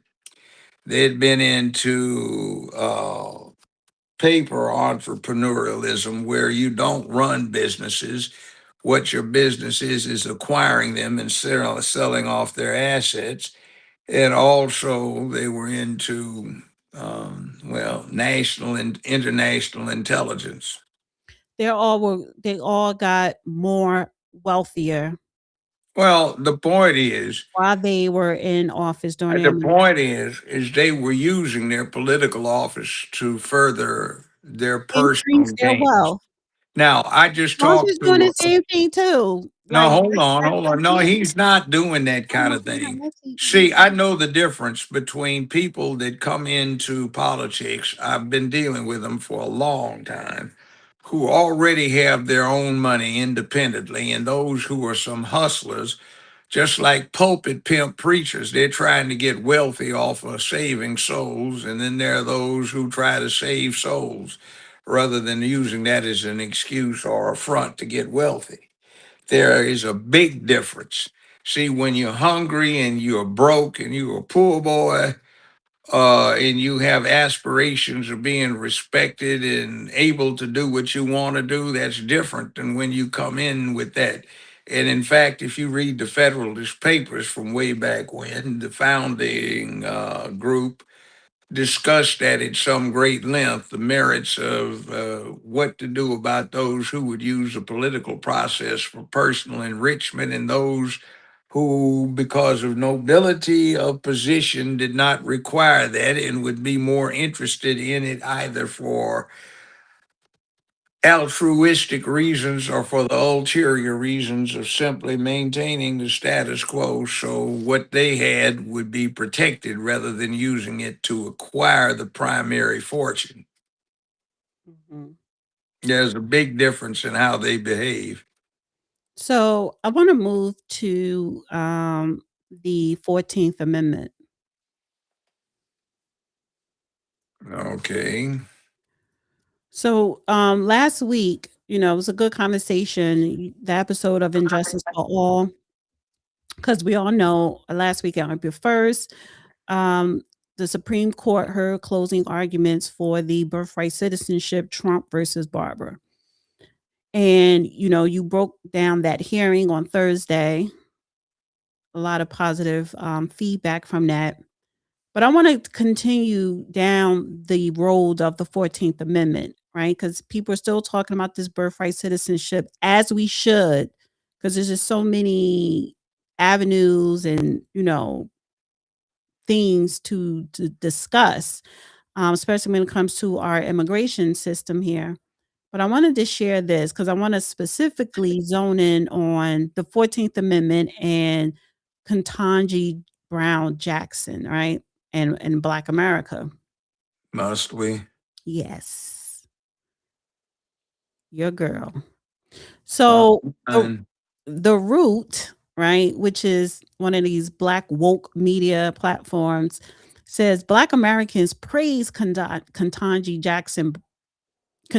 Brown Jackson for questioning Trump's position on birthright citizenship. And this is the actual article here. So it says Ketanji Brown Jackson stood out from several justices appearing to be skeptical of the president's argument against the citizenship clause in the 14th Amendment. So, and Justice Jackson is going viral after clips of her questioning Trump's interpretation of the 14th Amendment began circulating the internet. This person wrote, let me see if this is big enough. And let me see what it looks like real quick. 1 second. Okay, yeah. What is this? Yeah. Justice Jackson has more balls than most members of the Senate, House, and her colleagues on the SCOTUS bench combined. It says the High Court heard arguments on Wednesday. For the landmark case, Jackson stood out from several justices appearing to be skeptical of President's arguments against the citizenship clause in the 14th Amendment. Specifically, the first Black woman Supreme Court Justice grilled Solicitor General John Sawyer about how enforcing Trump's January 2025 executive order would actually work. And we kind of went over this before, but I went over it and I don't agree with that. That's just a product of bigoted ignorance because they want Sister Gal. Frankly, I don't think she should have been on the Supreme Court. And if you just had to have a politically correct appointment, it should have been Justice Roger E. Clifton, who is senior to this person, was senior to this person on the Second Circuit, or Justice Bernice Donald on the Sixth Circuit, whom I mentored. They would have been excellent additions to the U.S. Supreme Court. This woman she's not it. So it was just the sop to the rainbow cult community, and that's what she's been about. That's why she did not know what a woman was, because she was signaling to them, and that's what we saw here. I think the Solicitor General backed her down, basically threw what she had to ask him back in her face in a very polite and erudite fashion, and went on to something that the rest of the justices were focusing on. I'm sure she'll be against what Trump does. But anyway, I was not impressed, though there were a number of reasons to find that if you took the avenue she was leading down, the decision that came out of all of that would have simply said it's not constitutionally prohibited from doing what Trump was trying to accomplish. It just wasn't done the right way, which is just a setback. So you can't win even in a football game where you are totally dominant and you do win the game. You can't win every set of downs, and sometimes you have to punt. That's just the analogy for the thing. It might be a situation you can't get a first, so you got to punt and keep going when you get the ball back again. So it says the Root reported that President Trump attempted to axe birthright citizenship on his first day back in the White House and was met with serious backlash from folks who saw the order as an attack against immigrants and an attack on the U.S. Constitution. Online folks praised Jackson for getting straight to business. Quote, had his ass sounding like he was just smoking on a whole cart Oh in a Newport. God, the ignorance that you hear from online commentary is astonishing. Right. People that don't have a clue about these subjects, who sit there and pontificate like they've been studying it, like the experts have for decades, read tens, hundreds of thousands of pages on the subject and done intense research. And they haven't. They just heard or somebody told them they have a belief and they go off. It's not pleasant. So it says that according to Pew Research, 320,000 infants were born on American soil to immigrant parents without authorization in 2023. Under Trump's order, babies of millions of migrants who entered the country, legally or not, wouldn't automatically be eligible for citizenship. This is a complete turnaround from the way the U.S. has viewed birthright citizenship since 1868. This isn't just a misstep, it's a fundamental misunderstanding of the 14th Amendment to the United States Constitution, one person wrote. But here's the thing, and this is why I'm bringing this up to you. Why didn't the justices, when they wrote the 14th Amendment, They didn't write it. It was Congress proposed it. no, It I'm was sorry, yeah, you partially said justices. drafted I'm by so sorry. Frederick Yeah, Douglass. Go ahead. yeah, sorry.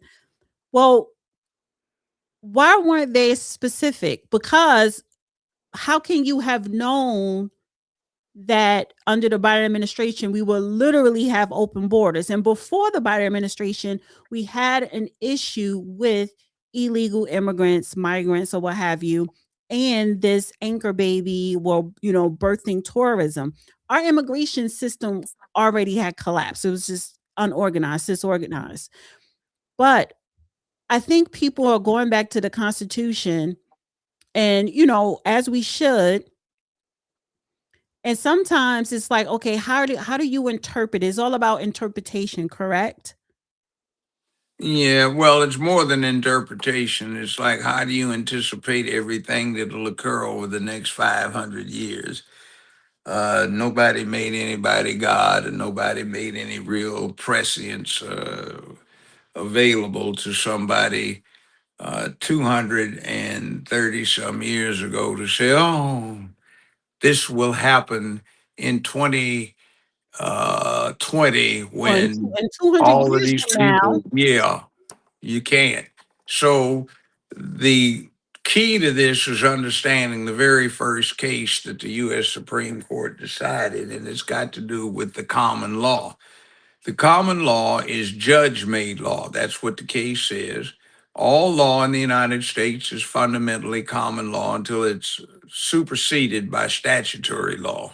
In other words, actions of legislative bodies.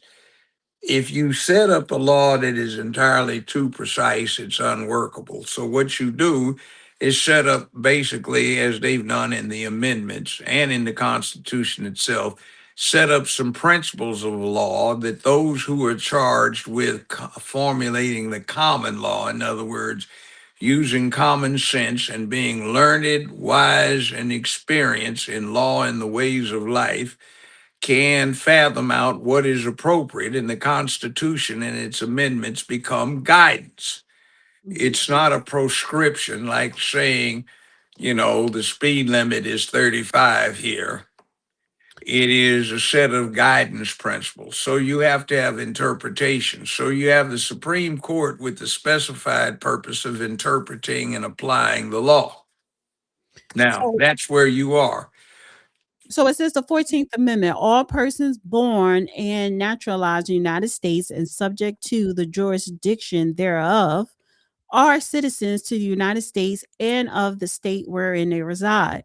No What state does that mean? What does that mean? which part subject to jurisdiction Yeah, jurisdiction that was a big thereof. of a deal. Now, that meant this is how you would explain it. A spy blows up a munitions plant. An American that he turns blows up the munitions plant. If they catch the spy, they'll shoot him for being a spy. But if he escapes, it's an act of war and they can't touch him.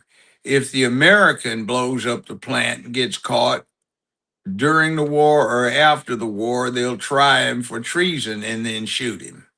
Mm-hmm. You see the difference? One is subject to the jurisdiction of the United States, meaning he's subject to their laws wherever he happens to be. The other one is not, because once he escapes from the United States and gets back on his submarine and goes elsewhere, he's no longer subject. Now, when you say subject, you're also talking about Indians. An Indian who's on a reservation is not subject to American law unless he comes off the reservation.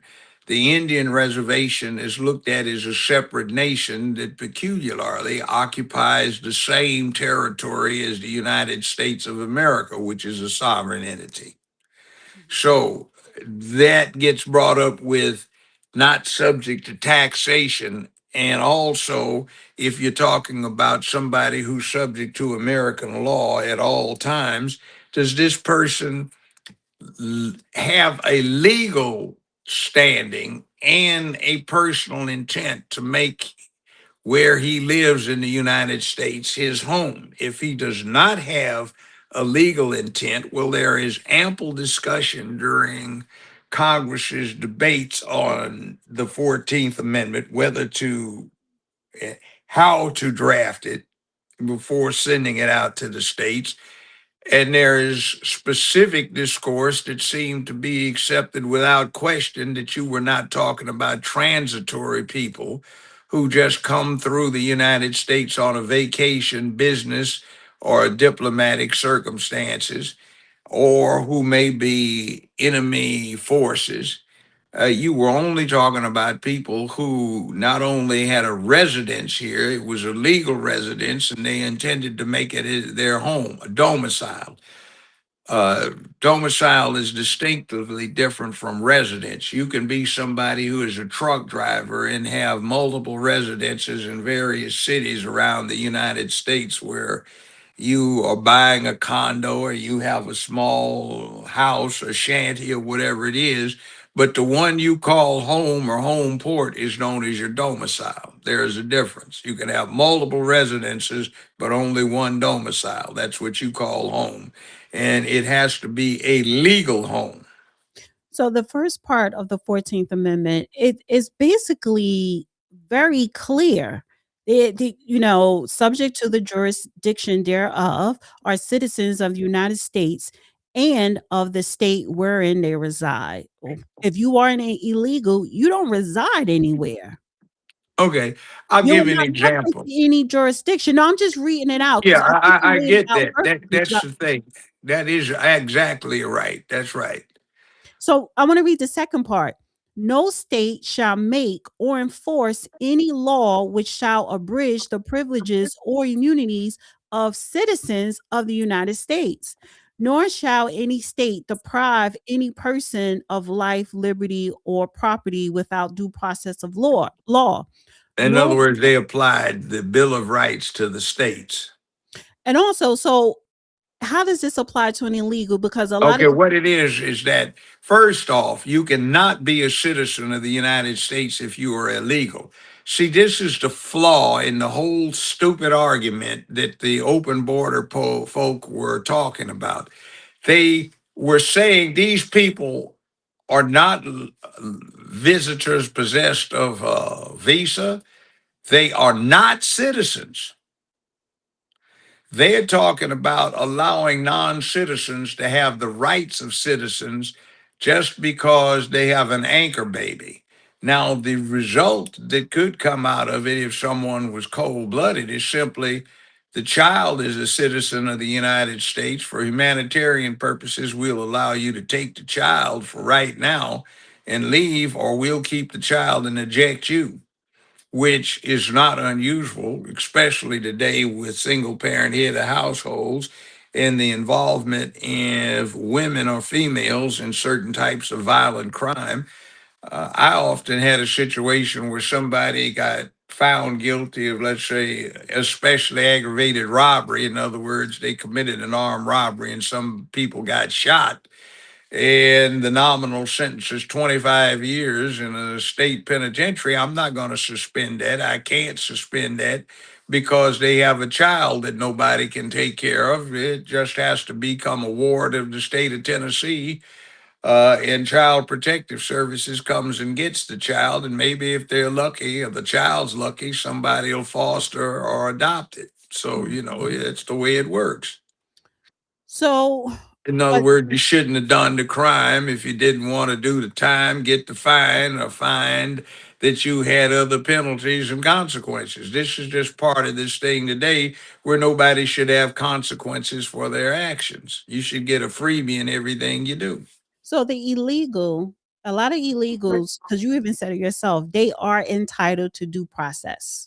That's to determine if they are illegals, not whether there is some course of action that follows from that status.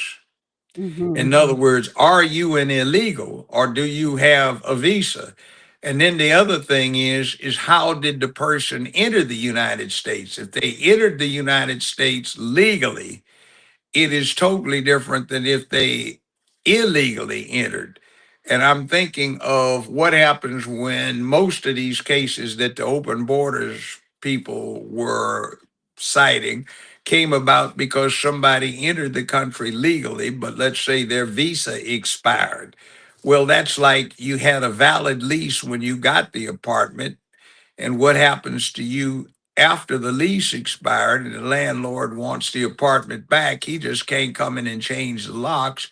He's got to file an FED, which is a forcible entry and detainer action, in court and get you thrown out. Now, that's different than you taking a 1 week vacation with your significant other, coming back and finding that some crackheads have busted into your apartment and decided to camp out. They didn't get in there legally. So their circumstances are different than somebody who signed a lease, but the lease is expired. Right. Well, and here's the last part of it. Nor deny to any person within its jurisdiction the equal protection of the laws. Yeah, that's appropriate. Now, we're not talking about equal protection of the law. See, there is this concept that's not been discussed. It's called the elastic border.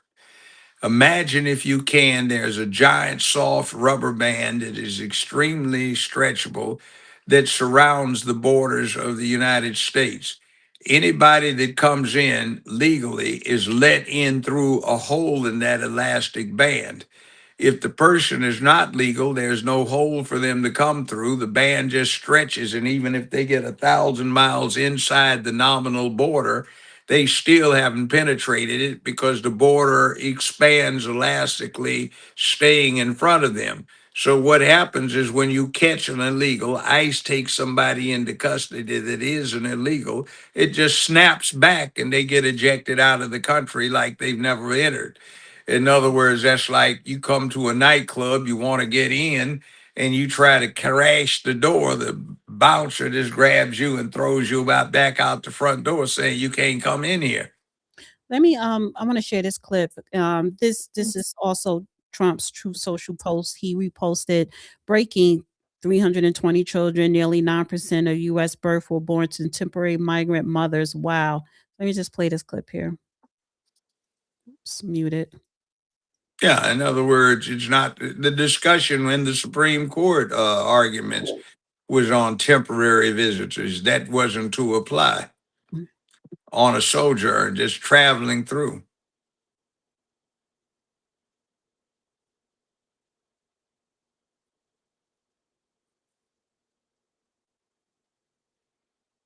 I can't hear that. Okay, let me reshare it. Sorry. Let me reshare.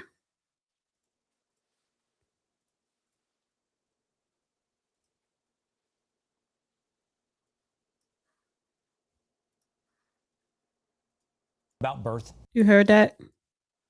I heard birth. About birth tourism. It's booming. In 2023, over 300,000 babies were born to unauthorized or legal temporary immigrant mothers. Add that in total. It's 9% of the U.S. births in that given year. When we look at how that shakes out over time, a clear spike in the number of births to unauthorized immigrant mothers in the United States from 2019 to 2023. That's unprecedented. It's unforeseen. It's undeniable. But Chief Justice Roberts, unconvinced. It certainly wasn't a problem in the 19th century. No, but of course, we're in a new world now, as Justice Alito pointed out, to where 8 billion people are one plane ride away from having a child who's a U.S. citizen. Well, it's a new world. It's the same Constitution. Yeah, but there's one interesting thing that nobody even discussed. The very first case the U.S. Supreme Court decided said all law is common law until it is superseded by statutory law. The common law is based on tradition, precedent, and, quote, the evolving conditions of society. So we now have this situation where it was no problem back in the 19th century at all, but now it becomes a pressing matter of national security, where one of our deadliest enemies or adversaries, China, back 20 years ago used to advertise vacations to the United States for pregnant women so they could establish dual citizenship for their children. And the Chinese government expected that to be an avenue to come in with sleeper cells and sleeper agents who could claim dual citizenship with the United States as a consequence. That was nothing that was ever remotely considered by anybody. And I think it is an astonishing proposition that there are likely to be a number of people on the U.S. Supreme Court who would uphold the prospect of American security being diminished, would uphold the prospect of making crime pay, which unlawful entry is a crime, and would uphold the prospect of saying that there is no way to control this threat. Because if they rule on a constitutional basis, the aspect of it that is not being considered by the open border type is that the Congress won't be able to do anything. And the only remedy for this you can come up with would be to have a constitutional amendment. So that is just an absurdity that does not lie. That's like we talk in Article 1, Section 8 of piracy, but piracy, when the Constitution was ratified in 1789, certainly didn't embrace airplanes, but Article 6, which talks about ratified treaties becoming supreme law of the land, certainly adjusts that by recognizing that hijacking aircraft becomes Right. an act of piracy. So This person put in the chat, which I do agree. It says, you look at these anchor babies, that's a future voting block. it's not the anchor babies.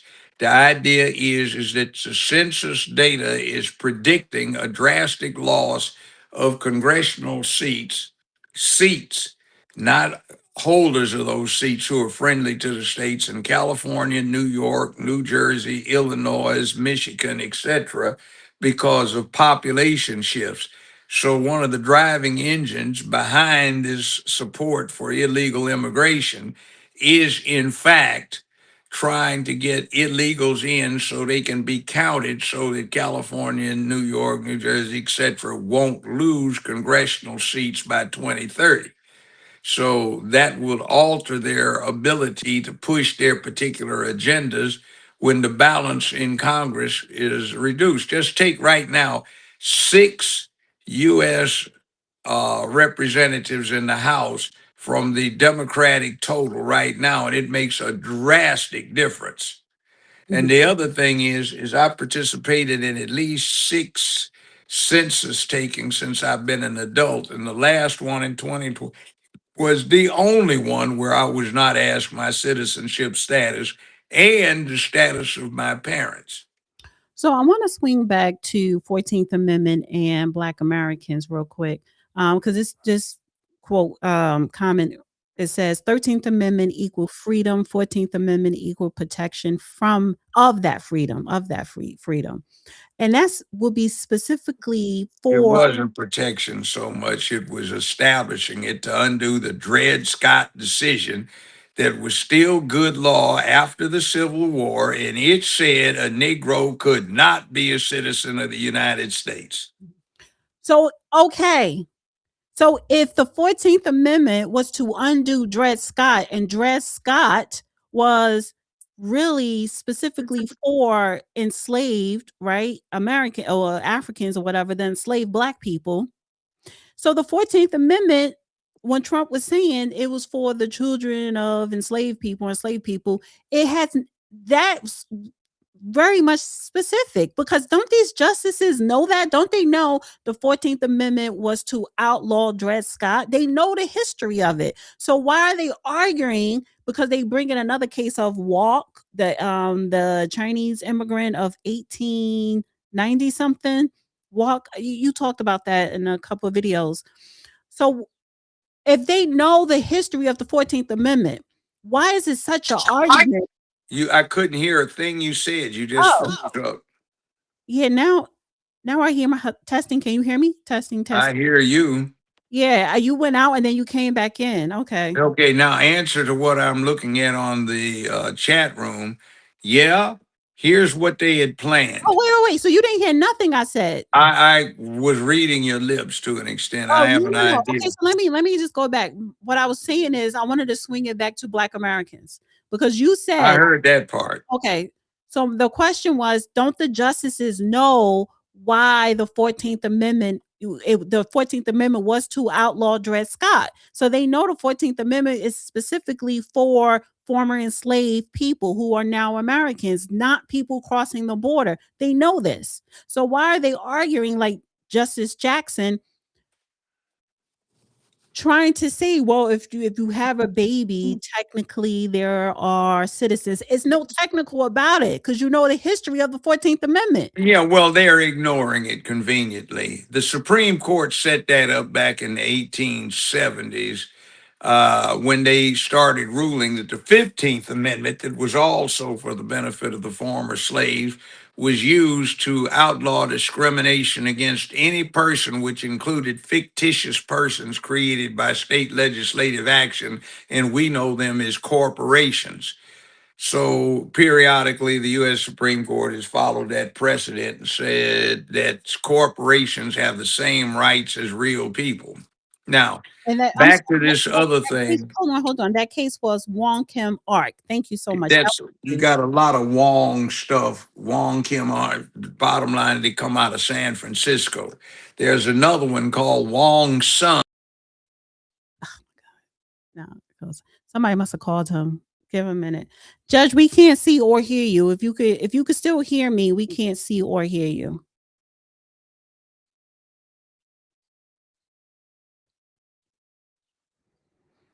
So let me take I'm gonna take him out so that way he could come back in.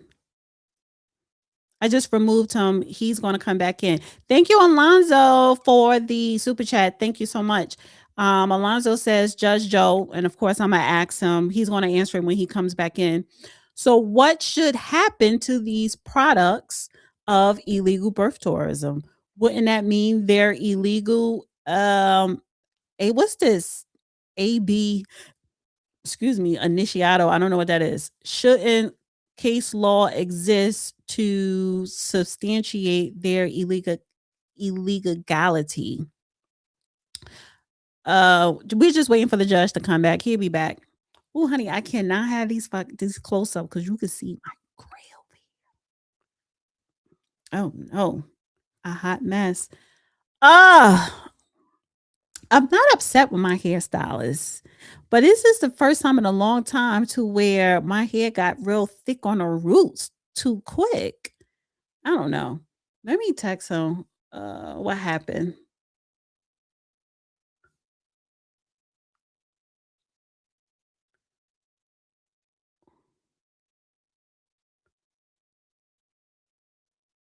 Are you coming back in?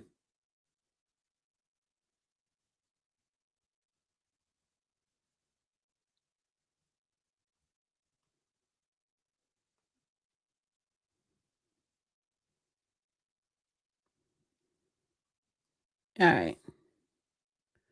Gonna give him a minute.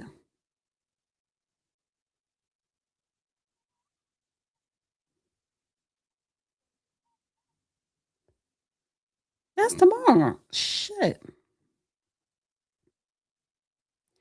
Girl, why didn't you? I would have had you come on today. I thought, you know what? Tomorrow, actually, I'm gonna save this until the judge come back up. Rosemary, tomorrow is the Ohio primary. The Ohio primary elections is tomorrow in Ohio. So, little sidebar while we wait for the judge to come back. Go and support Rosemary. I always say Rosemary is Rosemary. Actually, let me have her information going across. So, all of my listeners who live in Ohio, who live in District 1, specifically in Ohio, vote for Rosemary. She's a Republican, first black You person, there? black woman. Yeah, I hear you. Okay. Yeah. I don't know what happened then. Yeah, I don't know either. You went completely dark. So, guys, I have her information going across the screen. Go and vote. Tomorrow is the Ohio State primary election. And we had Rosemary on. She sent me a text. I'm like, she should have called me. I would have had her came on today, to remind people. So I'll swing back to Rosemary in a minute. I want to get back to this. The 14th Amendment, Oh, 15th. wait, wait, wait, yeah, go ahead, go ahead. Do you I remember? was mentioning, see, what happens is you have to be very careful what you put in a legislative act because it can easily be misconstrued. That's one of the reasons I warn so often about the evils of coming up with hate crimes, because the draftings are usually imprecise. They're usually done by people who are emotionally invested in something, and they tend to be very susceptible to being reversed in effect in a few years. In other words, the law winds up stomping on the people that it's supposed to protect. But back to this whole thing. Oh, I See, wanted to bring up his super chat. You yeah, wanted but yeah. to. See, but here's the deal. What was afoot had Kamala Harris or Joe Biden been elected for another 4 years or for 4 years was that the president, as chief diplomat of the United States by the Constitution, could retroactively declare a group of people to be refugees. He could retroactively declare the entry date. And let's say Kamala Harris had gotten in, she could retroactively establish January 20th as the date of entry, and everyone who came in after that point under certain circumstances as a refugee. What difference does that make? Well, it makes a big difference, because if you're not a refugee and you come in and you apply through legal means, what happens is you have courses to take, tests to take, and you have to pass those tests, and it can take years, and then you're sworn in. But if you get retroactive refugee status, what happens is that 5 years from the point where the retroactive declaration says you entered the country, you are now automatically a citizen without having to take a single course, without having to take a single test, and you can vote. So 20 years from 2020 would be 2025. 5 years from 2020 would be 2025. And all of these people that have come in, crossed the border during the def- now defunct Biden administration, could vote in this next midterm election without anything else. So they would have ramped up the number of people in California and increased the number of people who could vote, so they wouldn't lose any congressional representation. They would gain them. Now, if it was apparent that Let me read these that. Right. people were not likely to vote Democratic, she could delay the declaration of refugee status, and she probably would have waited up until about right now to declare that based on polls and stuff to indicate which way they were likely to go. So it says, Judge Joe, so what should happen to these products of illegal birth tourism? Wouldn't that mean they're illegal? And then he puts AB, initio, INITO. I don't understand that word. Ab initio, that means on its own. Okay. Should in Now, case law yeah, I wait, read that thing. I read it. in Go case ahead, read law it. should in case law exist to substantiate their illegality? No, there is none. It hadn't come up really before. The cases they cite are really talking about ancillary factors. And in each instance, the question comes about where somebody who gained legal entry is now in an illegal status, typically because their visa expired. Now, there is another Wong case. This one's called Wong Sun, and it stands for the fruit of the poisonous tree, and it's a criminal case. It goes both ways for prosecution and defense, though it's very seldom applied on a defense basis. Basically, it means if how this thing all started was poisonous, then nothing that comes from that can be used. In other words, if the government conducts an illegal search and seizure, then no evidence that they seize or acquire or learn of can be used to prosecute. In this case, it would be if you acquired an illegal entry, you can't have any gain from the illegal entry. In other words, crime should not pay, whether it's committed by the government or by a private person. So, in this case, what it would mean is these people came here illegally. So, to keep crime from paying, they can't claim birthright citizenship for persons that should not have been born here, but for the fact that the mother committed a crime to get here. All right. Um, Now that's the way it works, and that seems clear enough. And the case law is why well why are black people so concerned about because they're stupid. this? Really, they are. They're uneducated, stupid, and they're heavily emotionally invested in their belief system of the Democratic Party, which is weird since that's the party that was founded to protect slavery, spread it into the Louisiana Purchase, start the Civil War to protect slavery, deal with Jim Crow to keep the system of slavery intact under another name.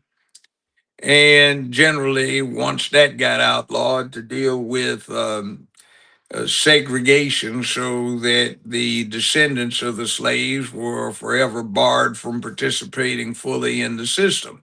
So that same party, by a hook of the Depression, managed to get some enlightened leadership under the Roosevelt administration.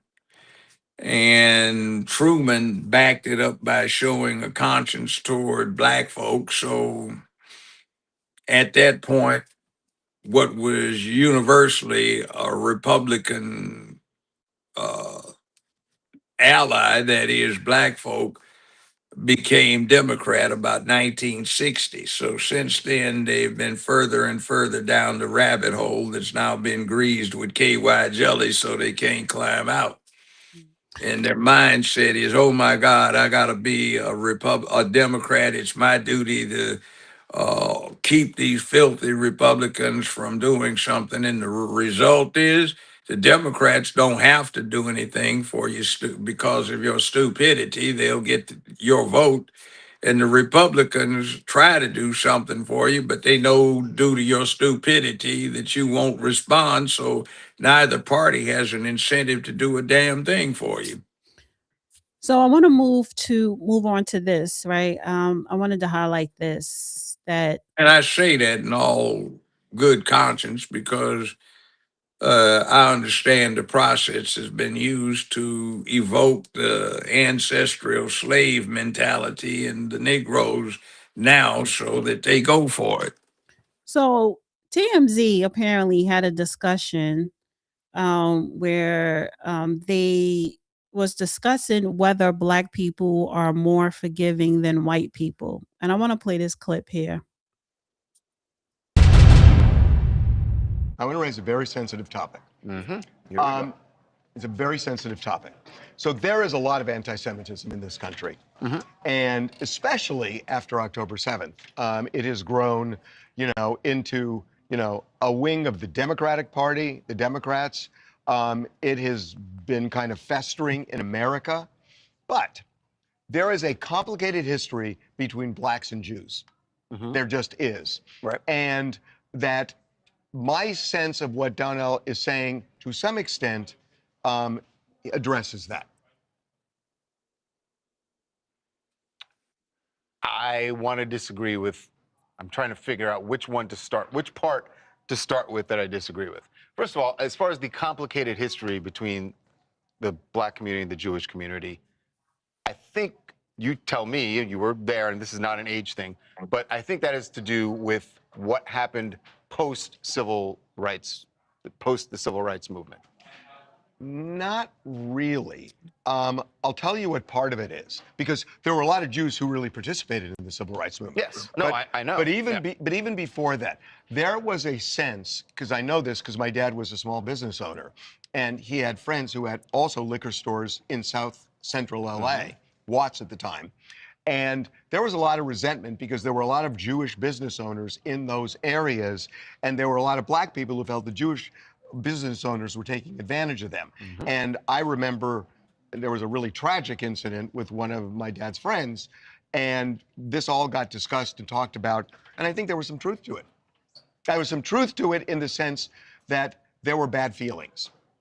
Yeah, no, I think the bad feelings, what I meant was that in the black community, there's a feeling that, yes, the Jewish people were very involved in the civil rights movement.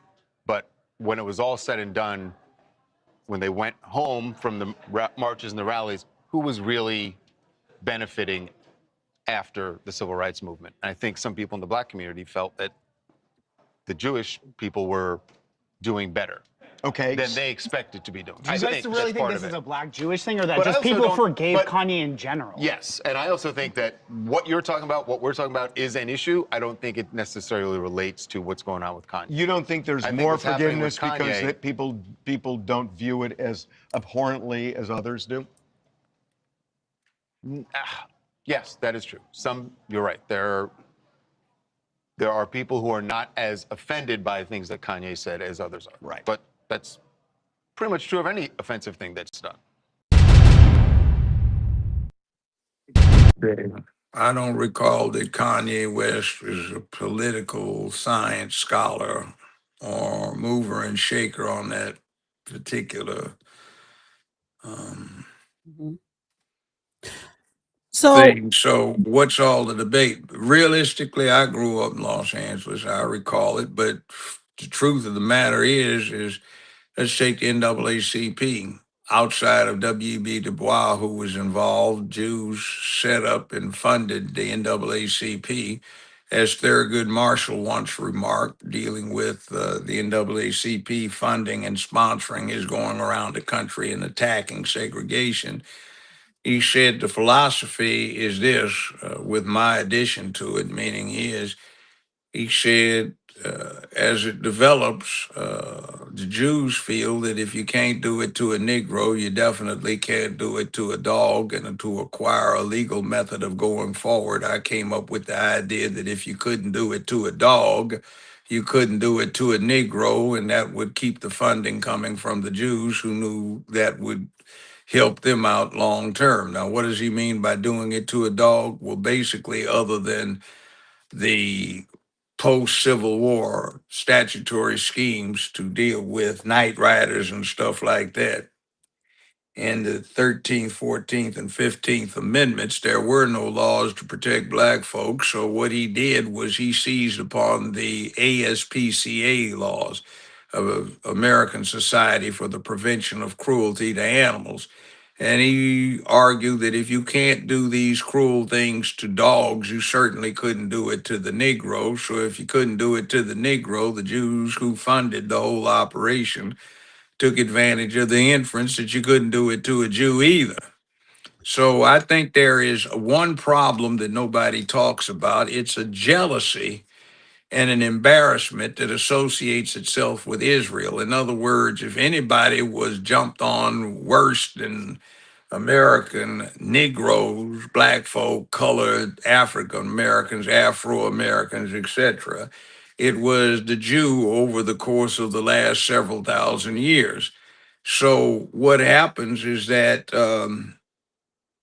if Israel overcomes that and sets up the Israeli army, air force, and the Mossad, and they take no shit from anybody, then what's that got to say about American blacks who are Negroes who have been here all this time, and everybody dumps on them according to the white supremacy thing anytime anybody gets ready. And the Negro is supposed to be essentially helpless in a position where he or she feels they have to beg for what they get and they're entitled because they got mistreated to get done, to be paid for and subsidized, and nobody else looks at it like that. It's just tough shit. Get your act together, and nobody will dump on you. Meanwhile, while you're pathetically at the bottom, you just happen to be somebody that can be safely dumped on. Israel, with the Mossad, has kind of removed themselves from that safe to dump on category. Well, here's the things I'm gonna stay here in the United States because he specifically mentioned Watts, right, in LA. And Yes. I see this in a lot of black communities throughout the nation, particularly where I grew up at. But when he said the question, is there some resentment that maybe Black Americans have towards Jewish people? Maybe we feel like they betrayed us a little bit because, yes, they helped funded NAACP. They were involved in the civil rights movement.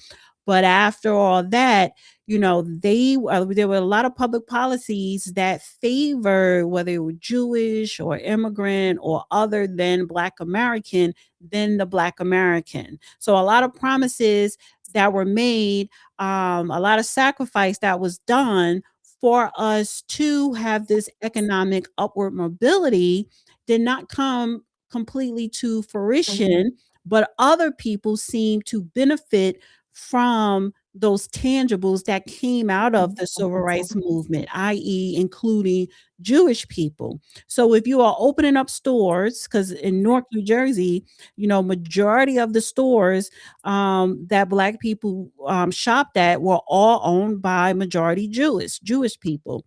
So you don't have money, you don't have any type of resource to open up a business. There's no public policy to help with that because I really do believe public policy plays a big part in dictating how we live in society. But when other groups are allowed to access those resources, then they have the opportunity to grow economically. So if you are a Jewish person and family, parents, or grandparents, or whatever, were part of the civil rights movement, because like you just laid out, if you can't do it to a dog, can't do it to a Black person, can't do it to a Jewish person, so much piggybacking. Here we go again. And I was on a roll. I'll wait because I'm going to finish what I was saying. I will wait. I will wait. Bitches know he doing the show, but they just want to call. That's all right. Honey, I will wait. Actually, let me drop him off, drop him out, and then have him come back in.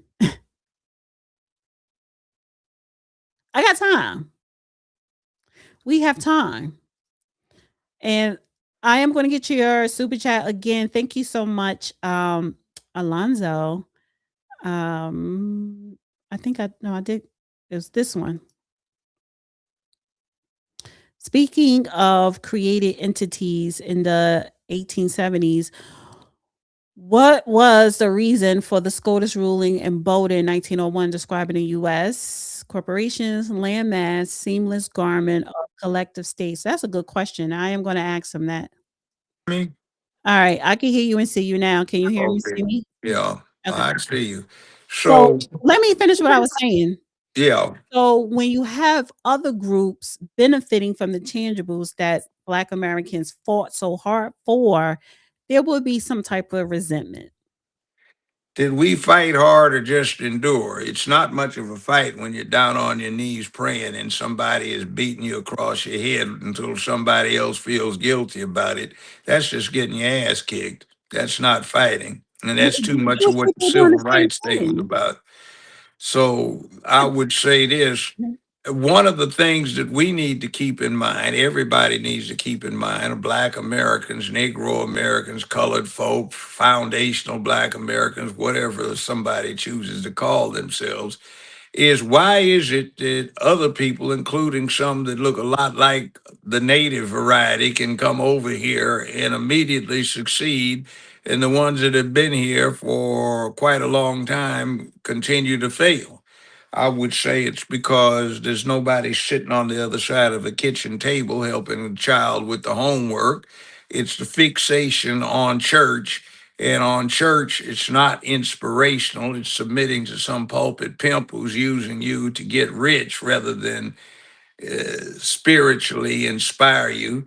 It's not paying attention to what's going on. It's sitting in front of the TV set watching sports too much, too often, and fixating on nothing else. It's having the wrong kind of worldview. It's thinking that the world is safe and secure when it's not. It's expectations that somebody will understand your personal pain and accommodate you when that's not how things work. See, everybody looks at this place, whatever your complexion, whatever your basic foundational color scheme is, as some place where somebody with enterprise and hard work can make it. But we look at it as, oh, we're so dumped on, and everybody else would love to change places with us. So we don't get it. And that's our problem. That's a perspective, that's a mindset. And too much of the slave mentality has become part of the culture, and it goes down through the generations. And here it is, the second quarter of the 21st century, and we're still stuck on what happened in the first half of the 19th century. And like we haven't got over it. So get over it, use it to inspire you to get over it, but don't wallow in it. Doesn't do anything. I agree with you. I do. I don't disagree with nothing you said. However, because I'm not even saying but, I'm saying however, you have to take into a fact that Jewish people that were part of the civil rights movement were begging on their knees as well with us. But Yeah. and when it was over, they got tangibles. We didn't. Well, you know why they did? Why? The people that we got the opportunity to elect weren't representing us. You see, that's why you were elect congressmen, senators, state representatives, mayors, sheriffs, et cetera, judges. So you will have input in what happens to you, and you get legislation and law that is favorable to your circumstances. What we did is elected a bunch of folk who were looking at us being stupid and like the pulpit pimp hustling us for what they could get out of us. So we didn't get anything. They are not elected to represent us. They're representing right now the rainbow. You can look at the Black Caucus and the Liberty Caucus. The Liberty Caucus is the Rainbow Caucus, and you'll find all but 4 or 5 of the members of the Black Caucus are members of the Liberty Caucus. And they do all kinds of things, introduce, sponsor, push legislation that benefits the Liberty Caucus, but they don't do anything for the Black Caucus. It's just a name only. Most of them are gay or lesbian, and that's their business, but that's what they push, not the hoi polloi back home that thinks they've got a black rep. Real quick, do you think the big six, because that's what they call the big six, the Martin Luther King, Abernathy, who's the guy? He's an ambassador. He's still alive. He's old. Oh my God. I know his niece, who is one beautiful woman. Who I'm talking about? Who I'm talking about? Atlanta Yeah. You know what I'm talking mayor. Was he? No, I'm not Maynard, not the first black mayor, Not Maynard Jackson. He not was a Maynard mayor. Jackson, He but was, you know who I'm talking about. yeah, I know who I who was What's talking his about. name? I swear to God, I don't want to move on till I figure out his name. I'll tell you in a bit, but No, I'll I need to disassociate know it. his name. Somebody in the chat, tell me you got to know who I'm talking about. Andrew Young. Yes, him, Andrew Young. Andrew Young. I'm talking about Andrew Young. Was you talking about him with the beautiful? Yes. Okay. Yes. I don't know who she is, but okay. Shout out to her. But the big Very six. intelligent too, an enterprising businesswoman. Okay. The big six. Do you think the big six betrayed us? No. And you know who I'm talking about, the big six. Was Yeah, A. I Billy know. Randolph part of the big six? Because he's A. Billy They Randolph didn't always betray trying us. The something. betrayals were by the likes of Maulana Ron Karenga, aka Ron Everett, the likes of your typical hustler like Maxine Smith, like Okay. what's the name, Jasmine Crockett, like Okay. what's the one that was the mayor up in Illinois, like Fannie Willis, like Tish But what about James. these are the newcomers? What about Yeah, but I'm in the talking about they're 70s? not new. They're 55, 60, Well, Maxine 65 isn't years old. new, but I hear what you're saying. So it wasn't a big six. It was the politicians who Not utilized. just the politicians, that ilk, that thing where you find them, they have all of these hustles where they made a lot of money off of them, but the people they supposedly are trying to help, who help them out, don't get anything. So basically, you're saying that it was a lot of prominent black people in the community. Some of them ended up being politicians, others, behind the scene influencers, betrayed black America, to whereas Yeah. when you look at the Jewish community, the Jewish people, they didn't portray their people, because even whatever, if they was trying to get money or whatever, they still looked out. You're going to stop. No, I'm sorry. I told you I'll open up the door for you to go earlier. Lay down. So the Jewish community, even if they have schemes of getting extra money or whatever, they still look out for their own, so that to make sure that their people are still going to benefit and progress or whatever, public policies, yada yada yada. They didn't portray their people. Okay, who are the Jewish heroes?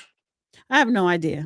I'm No, pretty in sure other there are words, some, but they I just they have no they idea. are big businessmen. They're Yes. doing stuff for their community. They're not actors. They're not athletes. Right. They're not people that go around twerking their naked asses and looking like fat hippos, are they? No. That there you go. So who is it chose to make these people that we have made heroes, or rather, let's put it this way: the Jews are brilliant in showing the methodology of us making these don't count for anything types heroes, while they focused on heroes, and we're showing how stupid we were to buy into it, are buying into it. Like, look, Al Sharpton, Reverend Rat, is the New York Post calls him, for thinking on a lot of people. Oh, Cory Booker, somebody said Don Albert Lemon Butt, you know, Is Albert, wait 1 second. Is Albert Mhm. Einstein a hero? Albert Yes. Einstein, yeah, that is he. But what did he get made a hero for? This is the genius that came I up see with what the you're saying. explanation for all of this stuff. If there is supposed to be a Jewish people don't put their celebrities on a pedal like, this is our idol, this is who we listen to. No. I shop at Hyman's, and I love that grocery chain, but it is Jewish owned. Yeah. Throughout the whole state of Ohio, it's a very good quality supermarket, and I'm pretty sure those they put back in their community and stuff like that. So yeah, they don't follow entertainers. They don't Okay. even follow politicians. What they do is they demand that you do what you're supposed to do. Okay, look. Let's look at Memphis. Here's the way it's funny about it. We have 75% of the jury pool is black. 75% of the cops and sheriff's deputies are black. Chief of police is a black female. The sheriff is a black male. 60% of the criminal court judges are black and female. You have a situation where the city mayor is black, the county mayor is black, the city council is overwhelmingly black, the board of education for the county and the city is overwhelmingly black, the county commission is overwhelmingly black, the directors of the utility company are overwhelmingly black, and folk get to talking about white supremacy. But let's go to the other side.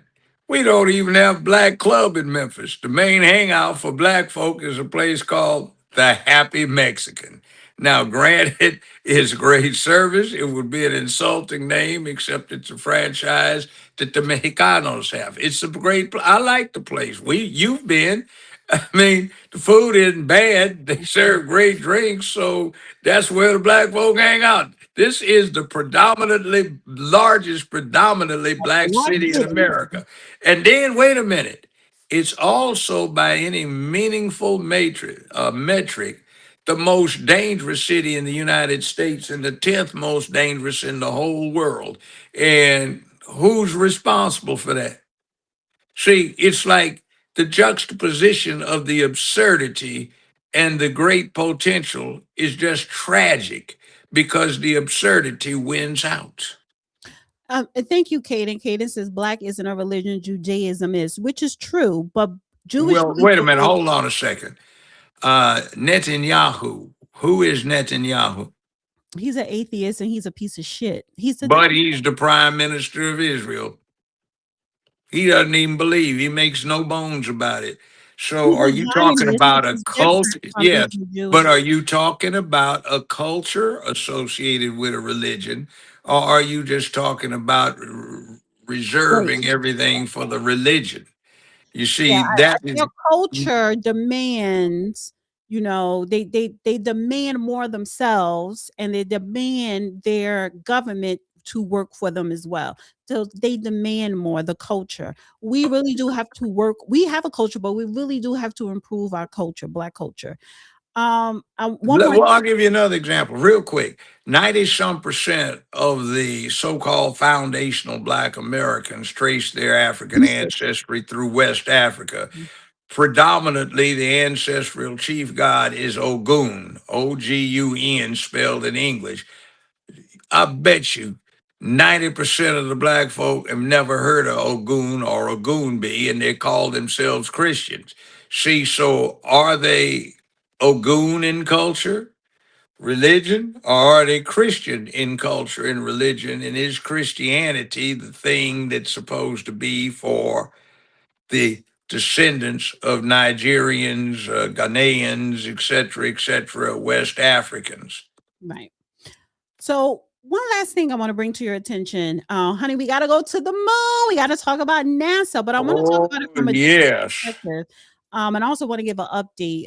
Listen, I find this so exciting, and I'm actually looking into.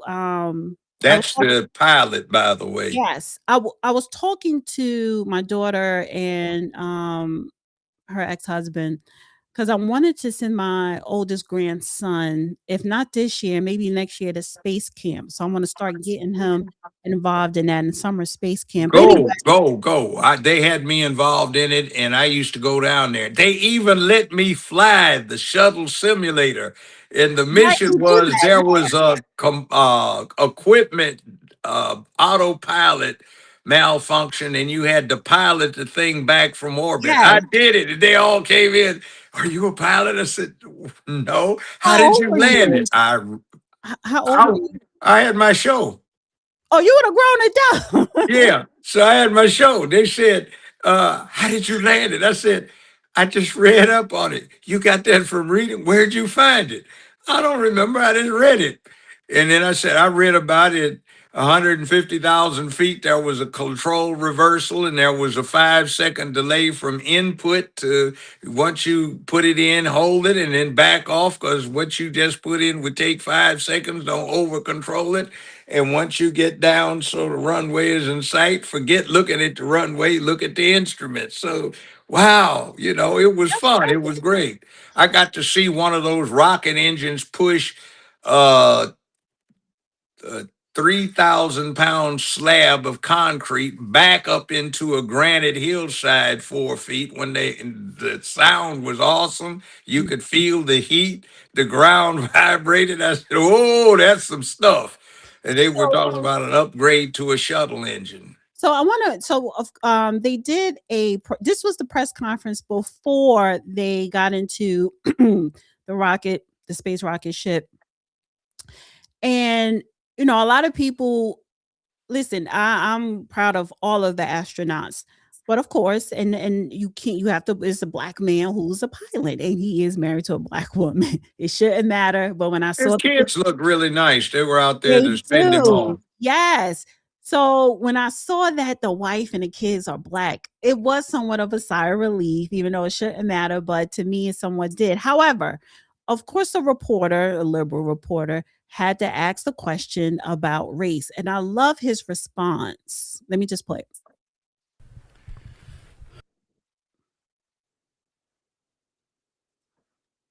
It's not playing. Anyway. It is a big question, and I want to highlight, I guess, maybe one facet of this is the tension, I call it. Oh no, honey, I can't. Why does it sound like that? Wait, let me do a test or something. I didn't hear anything. What are you talking about? Yeah, let me do it. Let me run a test real quick. Let me do something real quick. Let me know if you hear this. Wait, I gotta unmute it. And see, does he? What the fuck is going on with my mouse today? Okay. Slide. I want every swing state. New York. Okay, you can hear By that. the way, does your clip highlight what our pilot does other than fly stuff? He's a scientist. Yeah, they all are. Yeah, so all of those little thugs running around talking about basketball and they don't want to emphasize your mind. You can't get anywhere without working with this. That's the key. So if you want to get someplace, work on this, not sitting there talking about, it but me, man. I ain't got no time for no teach, man. Like, well, let me see what get happened. it on your own. Living this, this dichotomy between I don't like. happiness Yeah, that I gotta find a new clip. Like, what the hell? I can hear that. That came across clear. It's not coming clear on my end. That's You what were I'm talking about the dichotomy. That's all he got. That's as far as he got. Yeah, this is his family. Lovely family. They're proud of him. They had astronaut. That's something major. Let me see if I can find a clip, a better clip. He's pilots the rocket ship. big question, and I want to highlight, I guess, maybe one facet of this is the tension, I call it. I live in this, this dichotomy between happiness that a young. Why can't I? No, It sounded okay to me. It's something with your phone. I'm saying it sounds fine to me. Let me see if it's an X thing. I mean, it sounds okay. I heard it clear. Yeah, but clearly.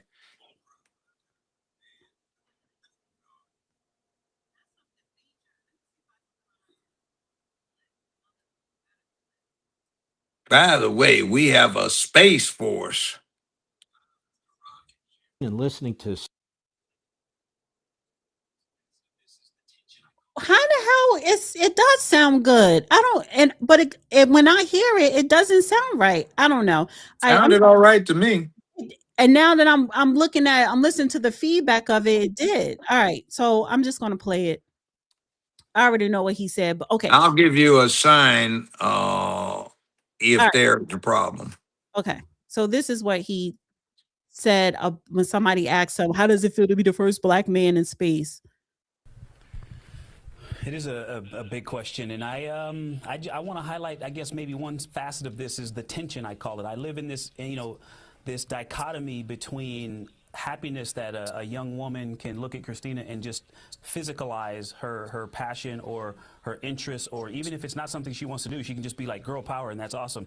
And that young brown boys and girls can look at me and go, hey, he looks like me and he's doing what? And that's great. I love that. but I also hope we are pushing the other direction, that one day we don't have to talk about these first, that one day this is just, and I listen to this, that this is the human history. It's about human history. It's the story of humanity, not black history, not women's history, but that it becomes human history.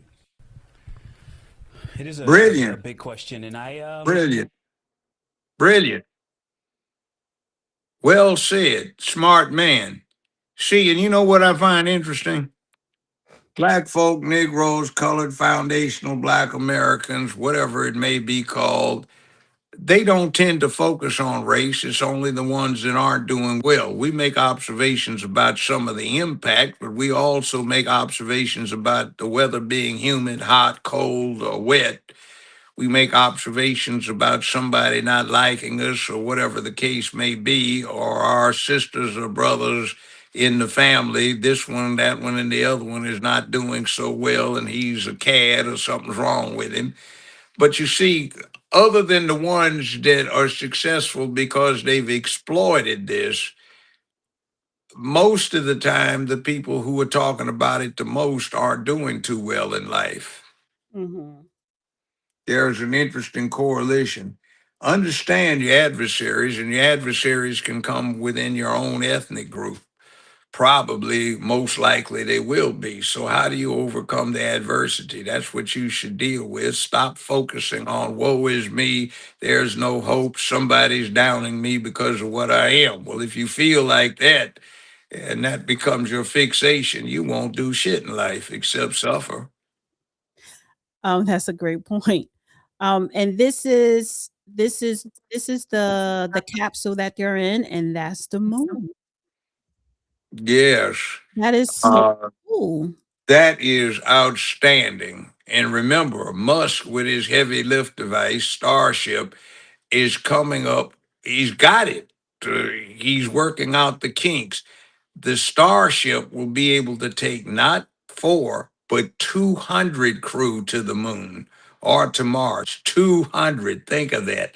That's more than a 737. That's like going on old time 707 or now 757 passenger capacity. 200 people or 200 tons of cargo to the moon. Think about that.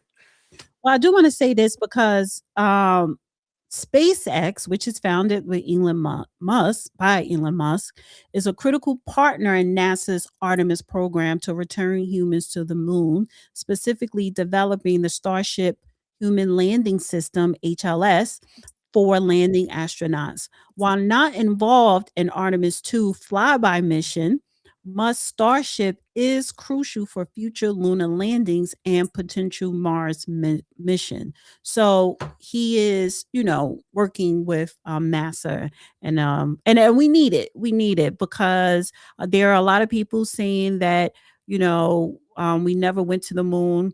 Now, I do believe that the space shuttle took off.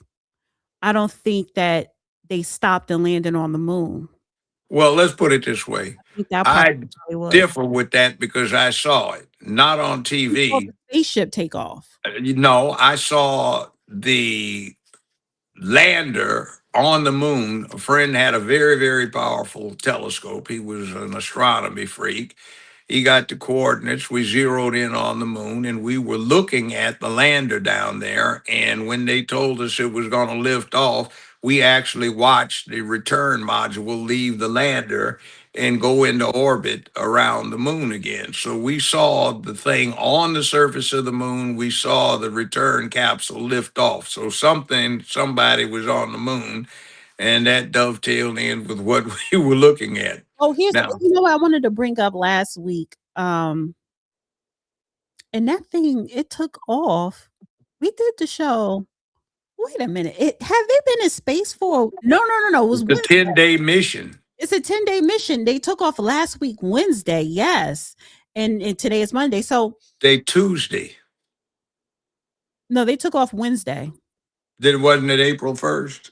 That's Wednesday. That was Wednesday. No, I thought it was, okay. That's Wednesday. Well, they're supposed to be back on the 10th. When I was live streaming. And Fifth, so the ninth, eighth, moon seventh, sixth. is, they said, 357,000 miles away from Earth. So anyway, this is live footage. So they are coming up close on the moon and they're going to go around it, and come back to Earth. But this is what I want to ask. That's what they did on the first several missions. We saw all of this stuff, and when they were down there, so everybody was talking about it was a studio. That's just ignorance. That you have the physics, you have the methodology. Here's my question. Let's get focused. Here's my question. So the last landing, or the last moon trip was 1972 or 74 or something like that. It was in the 70s. Haven't been back since. Do you think one of the reasons why we haven't been back to the moon, whether it's to land on it or the circle the moon, is it because, like you said before, they pulled back on a program? But I'm thinking, remember when the Challenger blew up and it was a teacher on board? That was long. That was years later, That was in decades the later. 80s. That was less than 10 years later. No, more than 10 years. No, You're it was talking in about the 80s. 1972. We're talking about, no, not in the 80s. It was in the 1990s. I was practicing law, and when the thing blew up, what I No, was it blew up in doing, I was a 86. part-time, I was Judge, it blew up in 86. 1986. It Yeah, blew what up in was going on is I 1980s. had a murder case. I was training some people in the Capitol It wasn't Defense in the Team on. 90s. It was in the 80s. Yeah, like Yeah, I but said. I'm talking about the last shuttle The blow up. Challenger, when the Okay, Challenger blew Challenger up. was in 1986. And what it was, I called it, I said, it's cold But weather. now They listen probably, to my question. That wasn't my question. okay, go ahead. My question was, the last moon trip was in the 70s. Yes. So do you think when the Challenger blew up in the 80s, do you think that was one of the reasons why NASA pulled back from going back to the moon? No. That was 14 years after the fact. And in 1972, the rhetoric from the same ones right now that are causing all of these problems was, oh my God, all of the people in poverty and we're wasting money on a space program. That's just obscene. This is the wrong thing to spend it on. We shouldn't do this. So it was pressure in Congress, just like you get right now, about all kinds of things that are basically these days called DEI and entitlement. They were talking about, oh my God, the poverty people, the poor people, the mothers, et cetera, et cetera. So there was a massive surge in trying to cut back. Essentially, we had run the race to the moon. And Vietnam had caused a very negative thing against anything that looked like it was organized and uniforms were worn. So there was that. And we had what wound up being Watergate that also occurred in 1972. It wasn't fully resolved until 1974, but there were a lot of things going on that caused the American public to be disenchanted and allowed these dissidents a chance to surge to the forefront and take control of the narrative. All right. So that's it with the topics today. Let me just highlight a couple of things here. Thank you, Alonzo. He says, super chat, thank you so much. Speaking of created entities in the 1870s, was the reason for the SCOTUS ruling in Bowdoin 1901 describing the U.S. 1, corporations, 2, landmass, 3, seamless garment of collective states, Wyatt 1945. And That was a question. Speaking of what's the question? Speaking of created entities in the 1870s, was the reason for the SCOTUS ruling in Bowdoin 1901 describing the United States? You're talking about making corporations considered to be citizens or people? Yeah, so he gave 3. He said corporations, landmass, seamless garments of collective states, question mark. I mean, what's the question? In Bowdoin? What was SCOTUS ruling in Bowdoin 1901? Was the Hell, reason? I don't know. Would you give me a refresher? What were the facts of the case? I have no idea, and I'm not going to ask him that because we're. Well, I mean, you can cite a name of a case, but that doesn't You need You some know, I more mean, I'd give me details. what the facts are. Maybe it'll. Oh yeah, But okay. it was a That. super chat, so I don't know if I mean, I'm sure you know, it's an more intelligent question, clarification. but I just don't Yeah. get what he's trying to find out. Okay. So Alonzo, next time just be more specific with details. If you're No, well, just ask the citing question a case, specifically. yeah, citing a case, but give details about Well, the case. yeah, I ask a specific question, like what is not the effect of? Are you asking about uh, the implication of the Supreme Court decisions to take the 15th Amendment and consider them to protecting fictional persons, i.e., corporate entities, like they are live people? Is that what you're talking about? I'm not quite sure I get the gist of what you're saying or asking.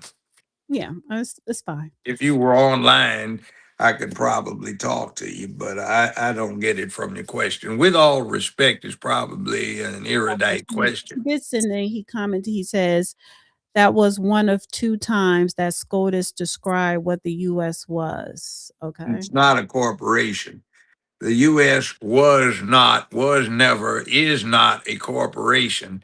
The analogy is apt because the American corporation was modeled on the U.S. government, not the other way around.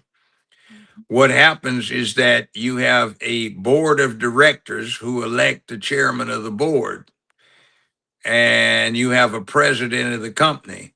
We have an electoral college that the board of directors was modeled on, and they select the chairman of the board, who is known as the president.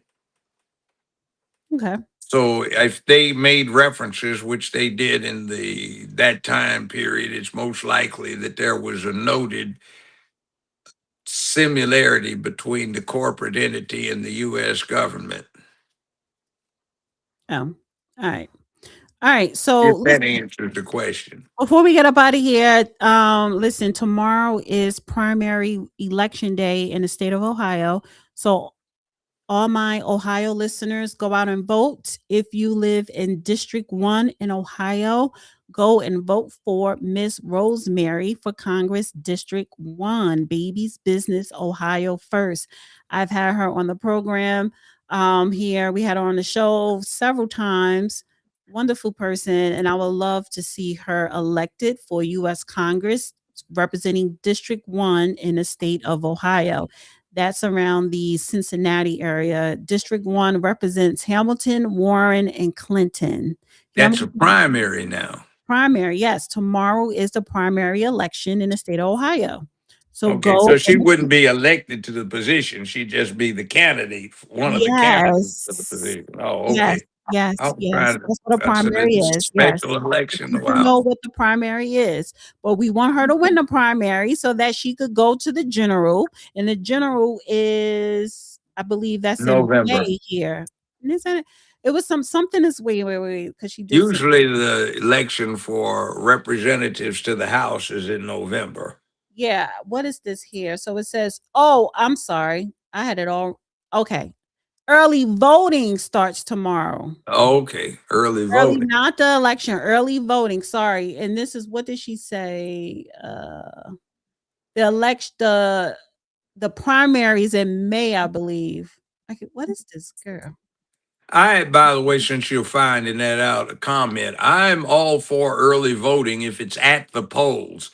When it comes to mail-in ballots, those should only be allowed for those people who are indisposed due to illness, circumstance, or out of the country, or in the military or naval forces, something like that. Otherwise, Early voting, yeah, early voting is tomorrow. So okay, so all the Ohio people, especially District 1, vote early and vote for Rosemary. The primary elections in May. Okay, I had it wrong. Sorry about that. But early voting starts tomorrow on the 7th. Alonzo, again, the SCOTUS described the U.S. as those three things and said they wouldn't do it again. Last time was 1945 Erie Railroad. Erie Railroad versus Tompkins. Erie Railroad, there's a famous one called Erie Railroad versus Tompkins. And the issue is what law applies when there's a multi-state problem and there's no federal law on it. And they came up with the concept of so-called federal common law applying.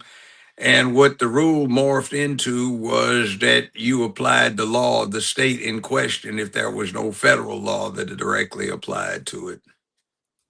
Okay, cool. All right. Listen, thank you, everybody. Thank you, Alonzo. Thank you to the retail trader for the super chats. Appreciate you. Love you most of all. Everybody in the chat could tell you, all of my mods, all of the members. And I did put a poll, right? And the poll was, do you think Trump is increasing his wealth during his second term? 67% said yes, 33% said no. And so yeah, that was that Well, one. I'll tell you one interesting thing. Nobody, him or most of his cabinet, are accepting paychecks. That's all right. I wouldn't accept a paycheck either if I'm making millions doing something else. Well, the other thing is there's a rule too about the presidency that Obama got around because his trust fund was Indonesian. Technically, all of the president's investments have to be turned over to a trustee, so to speak, who's supposed to sell his investments and acquire comparably valued other ones and not tell the president what they are. So ethically, he can't, ethically, he doesn't compromise himself by favoring his investments or financial interest. Okay. All right. And that's it. Oh, and I'm excited about this space shot. I just have to remark on it. They put two I'm solid. gonna text you the live NASA YouTube channel because they're live. They live every day, but Yeah, I've been I'll text keeping it up to with you. it, but please send it to me. It makes it easy. But this is what I'm excited about. They took 4 modified shuttle engines and strapped on Can I end 2. the show? You did. I'm just No, I talking. did not. I did not. I did Well, not okay, do well, it. I fine. was trying to say goodbye, but you kept talking. Well, it was just a sign off. You can always get me. It's like the idea that humanity has got a rocket that with 4 modified You're space still shuttles. talking. I haven't even ended. Well, this is, you always ask me for a final comment. This is a quick Oh, one. this is your final comment. Okay. Yeah. I'm just excited because humanity has invented a rocket with 8.5 million pounds of thrust that can not only send 4 humans to the moon and get it back, it can deposit a huge payload in orbit. And that's just with 4 modified space shuttle engines that have been operating since the 1980s. So Elon Musk with his Starship has got one even bigger and more powerful that can get 200 passengers or crew to the moon or to Mars or a comparable payload. And then the Defense Department or War Department is talking about using to put huge conventional munitions in orbit where they can strike an enemy from several hundred miles above on any notice, and there's no way anybody can intercept that. That's like Thor with a lightning bolt from the heavens, boom, coming down and defeating the enemies of the Norse. People are already saying that the airman rescue was a cover-up story. For what? Actually, I did have a clip. Oh, come on. Give the United States a break. Sometimes they actually do what they claim, and we'll get a chance to see the man. We know that everybody's been hopping and jumping about what the outcome is going to come. And then you can go to foreign press and see their reporting on it, where they get their sources involved in international espionage who are either verifying or saying no to it. So this is yeah, I need to get that I want to share this. I know I said I was ending the show. Y'all can log off, but this is just brief. I want to show the judge real quick before I do log off. So this is Kim Irvinson. She's premiering her video now on YouTube. And the title, You're Being Lied to, the Airman Rescue Operation was a cover-up story. Information For what? suggesting that actually the crash site was 200 miles to the west. and that's understandable. You want to throw everybody off the trail. You Sure. don't want to let them know they're going there. Right. The reason, though, that the other reason I believe that they engaged the task force that was going to carry out this raid on Natanz is they had already done a site survey of the area, and they most likely had a recon team already in place.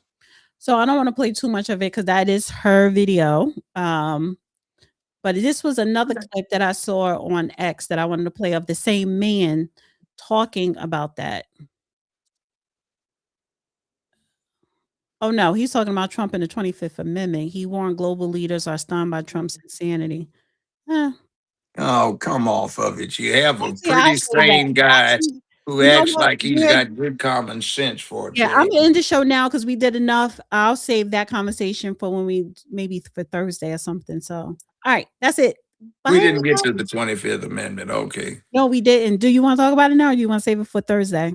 We'll save it for Thursday. I think the whole thing is ridiculous. They finally run into somebody with sanity and handling it like he's got good common sense, and they want to call him crazy. Yeah. All right. Good night, everybody. Have a great week. Y'all.